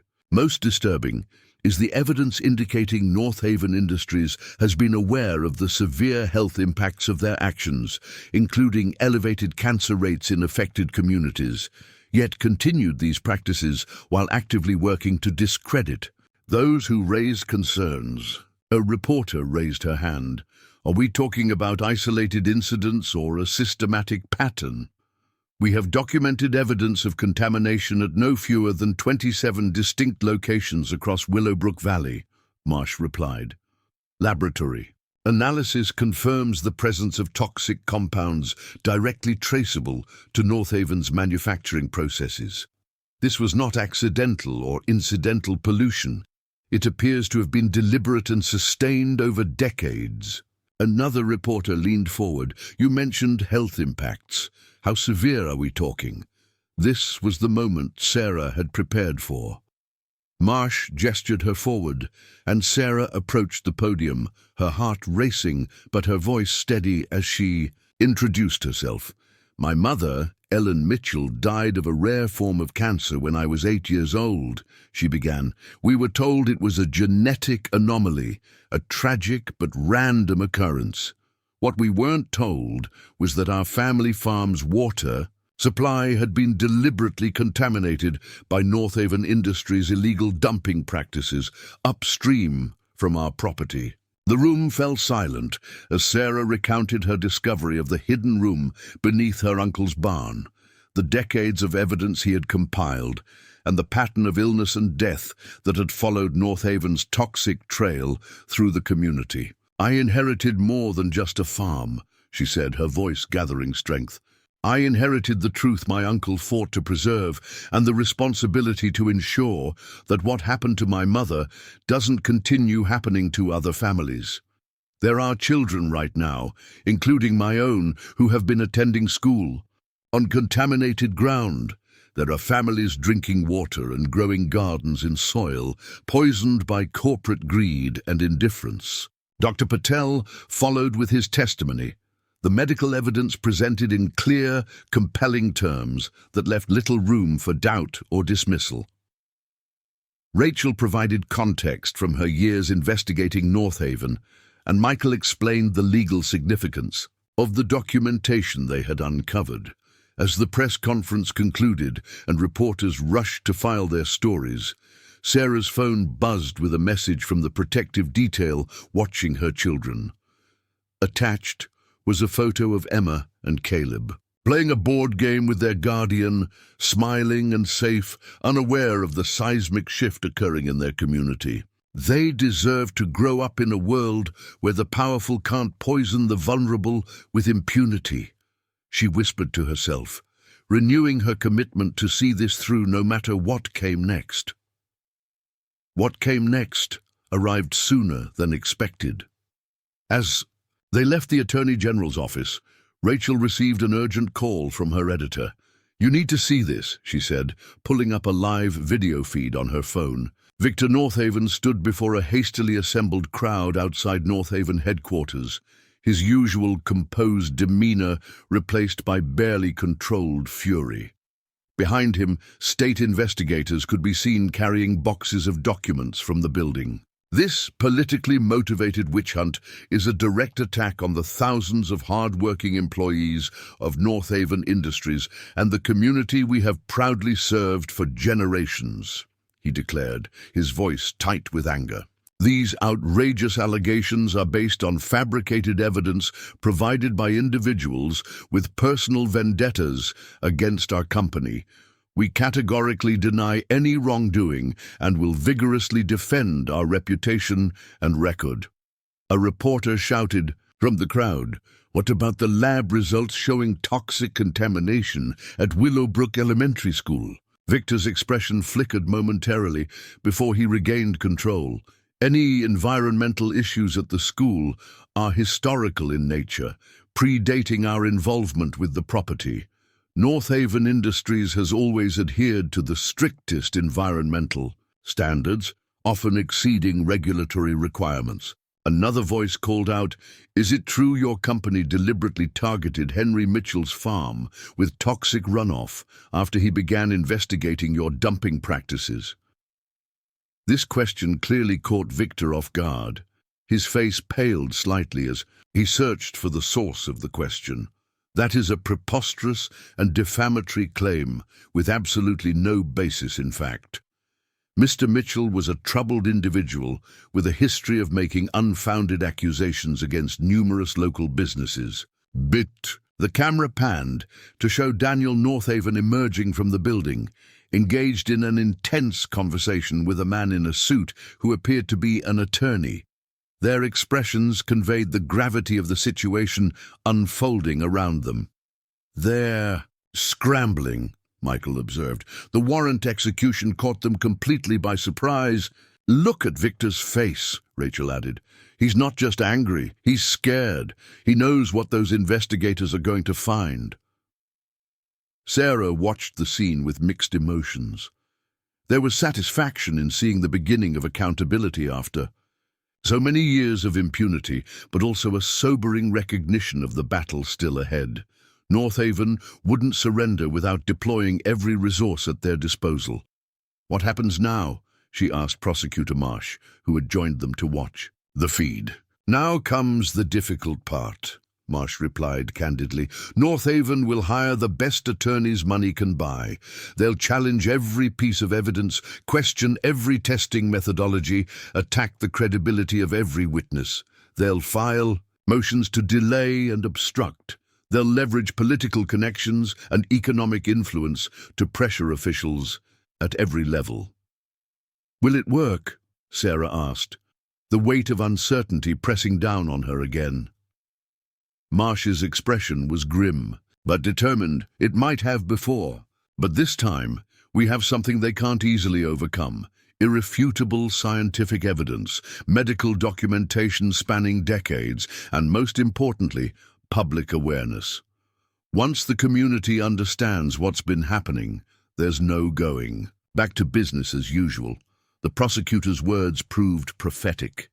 Over the next 72 hours, Willowbrook Valley transformed from a quiet community largely deferential to its major employer into a hotbed of activism and outrage.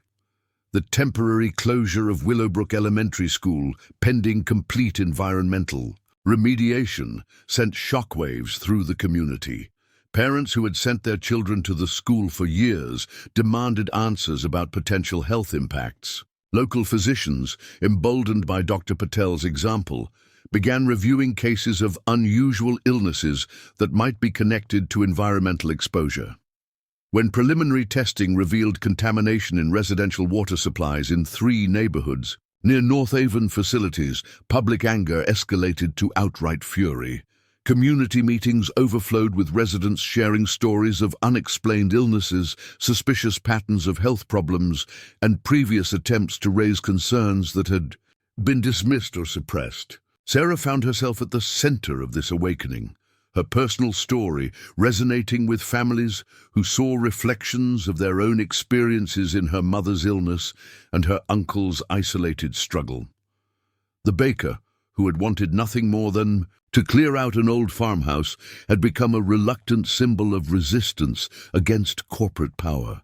5 days after the initial press conference, Sarah returned to the Morning Crumb for the first time since discovering the hidden room. The bakery had been closed during her absence, but loyal customers had taped notes of support to the door and windows. "Standing with you, Sarah," read one. "Thank you for telling the truth," declared another. Inside, the familiar sense of yeast and flour welcomed her home. Sarah ran her hand along the worn countertop, remembering David's pride when they had first opened the bakery, his unwavering belief that they were creating more than just a business. They were building a community gathering place where neighbors became friends over coffee and fresh bread. "He would be so proud of you," said a voice from the doorway. Sarah turned to find Margaret, her elderly neighbor and the bakery's first customer on opening day 3 years ago. "I'm not sure about that," Sarah admitted. "The bakery's been closed for days. We're probably going to lose money this month." Margaret shook her head, stepping into the warm space. "That's not what I meant, dear. David always said you had more courage than anyone he'd ever met. My wife thinks she's just stubborn," he told me once, "but what she calls stubbornness, I call refusing to back down when it matters." "This matters, Sarah. What you're doing matters."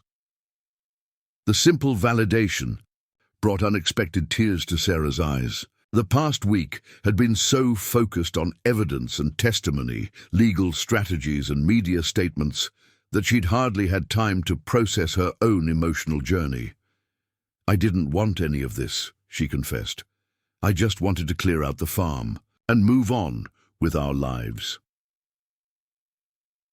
Sometimes life gives us the mission we need, not the one we want, Margaret said with the wisdom of her 87 years. "Your uncle knew that. He could have walked away, but he chose to stay and fight, even when it cost him everything." Sarah wiped away tears with the back of her hand. "I'm not sure I'm strong enough to finish what he started." "You're not alone, dear. That's the difference." Margaret gestured toward the window, where Sarah could see people gathering outside. The bakery, some carrying homemade signs of support. "Your uncle fought by himself. You have all of us." This was the transformation Sarah hadn't anticipated. Not just the investigation of North Haven or the validation of her uncle's decades of work, but the awakening of a community that had too long accepted the unacceptable. People who had whispered their concerns in private were now speaking out publicly.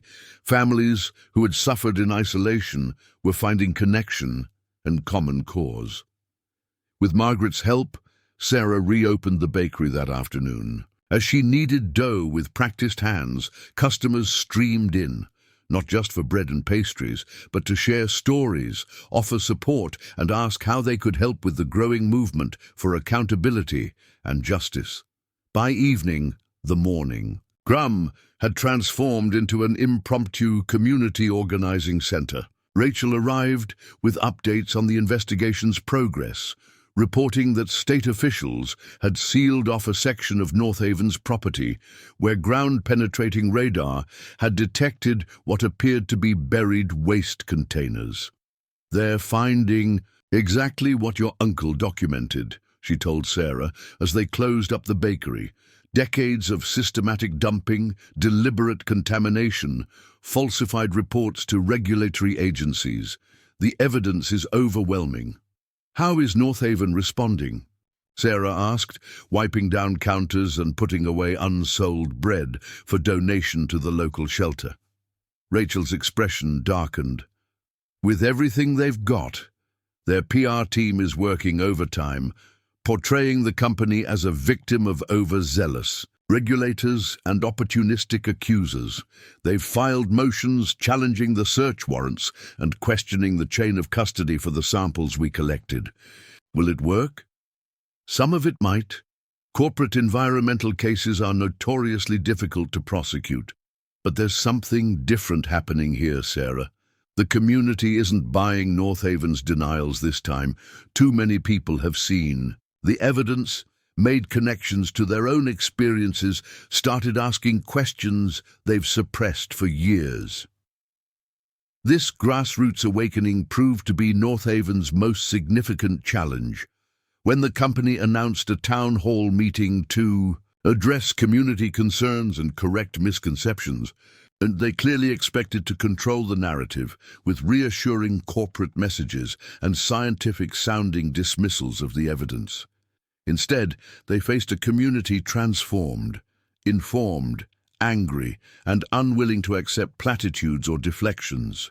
Residents arrived with detailed questions about specific dumping sites, armed with maps from Henry Mitchell's archives showing contamination patterns that perfectly matched current testing results. Former North Haven employees, emboldened by the changing atmosphere, stood up to describe unsafe practices they had witnessed or been ordered to participate in. Victor North Haven, accustomed to deference and artificial displays of community support, found himself confronting authentic outrage from people whose trust had been violated for generations. When he attempted to dismiss Henry Mitchell as a disturbed individual with personal grievances, the crowd erupted in protest. Sarah, sitting quietly in the back of the high school auditorium, watched as the power dynamics of Willowbrook Valley shifted before her eyes. The company that had dominated every aspect of community life for decades suddenly appeared vulnerable, its carefully constructed facade of corporate responsibility crumbling under the weight of exposed truth. The turning point came unexpectedly from Daniel North Haven. As his father struggled to regain control of the increasingly hostile meeting, the younger North Haven abruptly approached the microphone. "I want to address something directly," he said, his voice strained but determined. "I've recently become aware of historical practices at North Haven Industries that do not align with the values I believed this company stood for. While I cannot speak to decisions made before my time in leadership, I can say that I am committed to a full and transparent investigation of these allegations." Victor's face registered shock and betrayal as his son continued. "If North Haven Industries has failed this community in any way, we have a moral obligation to make it right. That begins with honesty, however difficult, and accountability, however costly." The auditorium fell silent, the audience processing this unexpected fracture in the North Haven facade. Victor attempted to reclaim the microphone, but Daniel stood firm. "We will cooperate fully with state investigators," he concluded, looking directly at his father. "Every document, every site, every decision will be open to scrutiny. The people of Willowbrook Valley deserve nothing less." The rift within North Haven leadership accelerated the company's unraveling. By morning, reports emerged that Daniel had been removed from his executive position but had taken copies of internal documents to state investigators before his dismissal. The company's stock plummeted as investors recognized the severity of the potential liabilities. 2 weeks after Sarah had first discovered the hidden room beneath her uncle's barn, Prosecutor Marsh announced formal criminal charges against North Haven Industries and 3 of its senior executives, including Victor, North Haven. The charges included environmental crimes, public endangerment, conspiracy, obstruction of justice, and in the most serious development, involuntary manslaughter related to deaths linked to contamination. "This is just the beginning," Marsh told reporters. "As we continue analyzing the evidence and interviewing witnesses, additional charges may follow. Our priority remains protecting public health and ensuring that those responsible for these crimes face appropriate consequences." The day the charges were announced, Sarah received permission to bring Emma and Caleb home from protective custody. As they drove through Willowbrook Valley, she pointed out crews testing soil and water at various locations, explaining in age-appropriate terms what was happening and why it mattered. "Are the bad people going to jail?" Caleb asked from the back seat, his 7-year-old mind still framing complex issues in straightforward terms. "Some of them might," Sarah answered honestly. "But what's more important is that they can't hurt anyone else now. The secret is out, and the whole community is working together to make things safe again." Emma, more reflective at 10, had a different question. Did Uncle Henry know this would happen someday? Is that why he kept all that stuff in the secret room? Sarah considered this thoughtfully. "I think he hoped someone would find the truth eventually. He didn't give up, even when it would have been easier to walk away. That's a kind of courage I never really understood until now." Then, as they approached Riverstone Farm, Sarah made an impulsive decision, turning down the long driveway rather than continuing to their home in town. "Where are we going?" Emma asked. "There's something I want to show you," Sarah replied. The key farmhouse stood as she had left it, weathered and neglected, yet somehow more dignified now that its secrets had been revealed. Sarah led the children inside, past the dust-covered furniture, and up the creaking stairs to a small bedroom she hadn't entered during her first visit. Her uncle's childhood bedroom remained largely unchanged from decades earlier. Faded posters of space missions decorated the walls, and bookshelves overflowed with volumes on science, nature, and environmental studies, the early interests that had shaped his life's mission. "This was Uncle Henry's room when he was not much older than you," Sarah told her children. "I never really knew him, but I've learned so much about him these past weeks. He was brave and stubborn and refused to look away when he saw something wrong." Emma ran her fingers along the spines of the books. "Like you, Mom." The simple comparison touched Sarah deeply.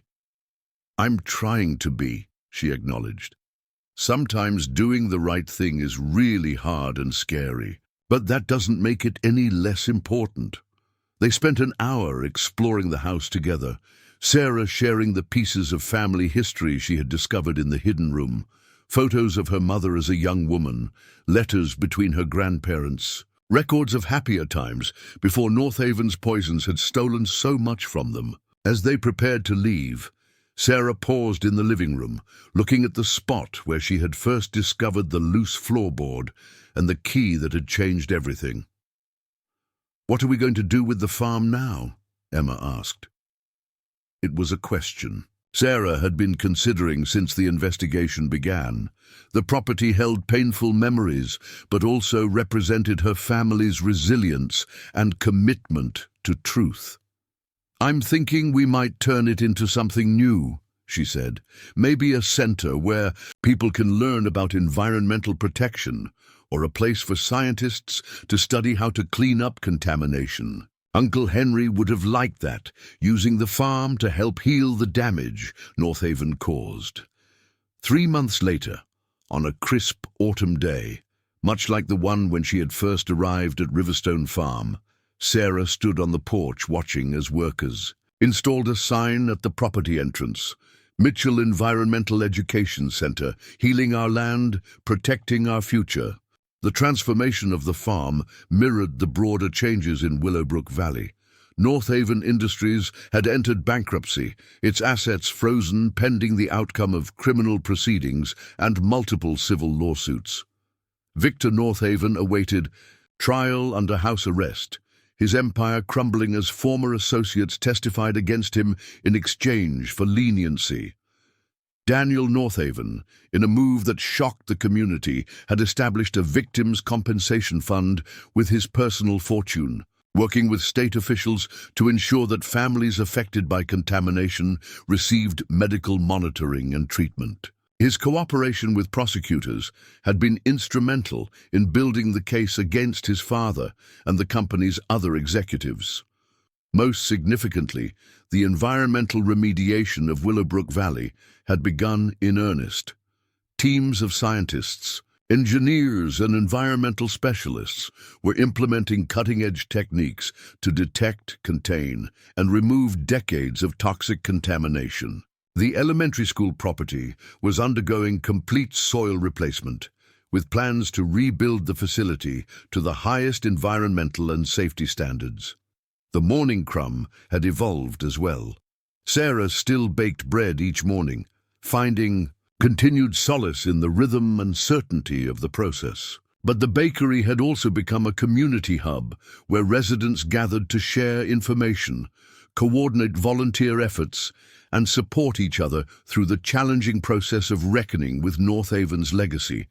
Dr. Patel had established a free clinic specifically focused on monitoring and treating conditions linked to environmental exposure, funded in part by grants secured through Rachel's connections with national environmental justice organizations. Michael had assembled a legal team providing pro bono representation to families pursuing civil claims against North Haven. And at the center of it all was Sarah Mitchell, a widow who had reluctantly inherited an abandoned farm and discovered not just a hidden room, but her own capacity for courage, leadership, and transformation. "You've done remarkable work here," Prosecutor Marsh commented, joining Sarah on the porch as the education center's opening ceremony concluded. Community members milled about the property, exploring the exhibits on environmental science and the memorial garden dedicated to those who had suffered from North Haven's actions. "I just found the key," Sarah demurred. "Everything else happened because people were finally ready to see the truth." "Don't underestimate your role," Marsh countered. "Your uncle spent decades gathering evidence, but it took your courage to bring it into the light. Sometimes the most powerful act is simply refusing to look away when it would be easier not to see." As the sun began to set over Riverstone Farm, casting long shadows across land that was slowly healing from decades of abuse, Sarah watched Emma and Caleb playing with other children near the old barn. The hidden room below had been preserved as a testament to Henry Mitchell's solitary struggle, now transformed into an educational exhibit about citizen science and environmental activism. The inheritance that had once seemed like an unwelcome burden had become a gift beyond measure, not the land itself, but the truth it had contained and the purpose it had revealed. From the depths of that hidden room had emerged not just evidence of corporate crimes, but the foundation for community healing, environmental restoration, and personal transformation. Sarah Mitchell had arrived at Riverstone Farm, a grieving widow seeking only to close a chapter of family history. She had discovered instead a new beginning, for herself, for her children, and for an entire community that would never again allow powerful interests to sacrifice human lives for corporate profit. The hidden room had changed everything, not by containing secrets, but by finally revealing them to those with the courage to see, to speak, and to act. In that revelation lay the most powerful inheritance of all, the knowledge that ordinary people standing together for truth could transform even the deepest darkness into light. Up next, you've got two more standout stories right on your screen. If this one hit the mark, you won't want to pass these up. Just click and check them out. And don't forget to subscribe and turn on the notification bell so you don't miss any upload from us.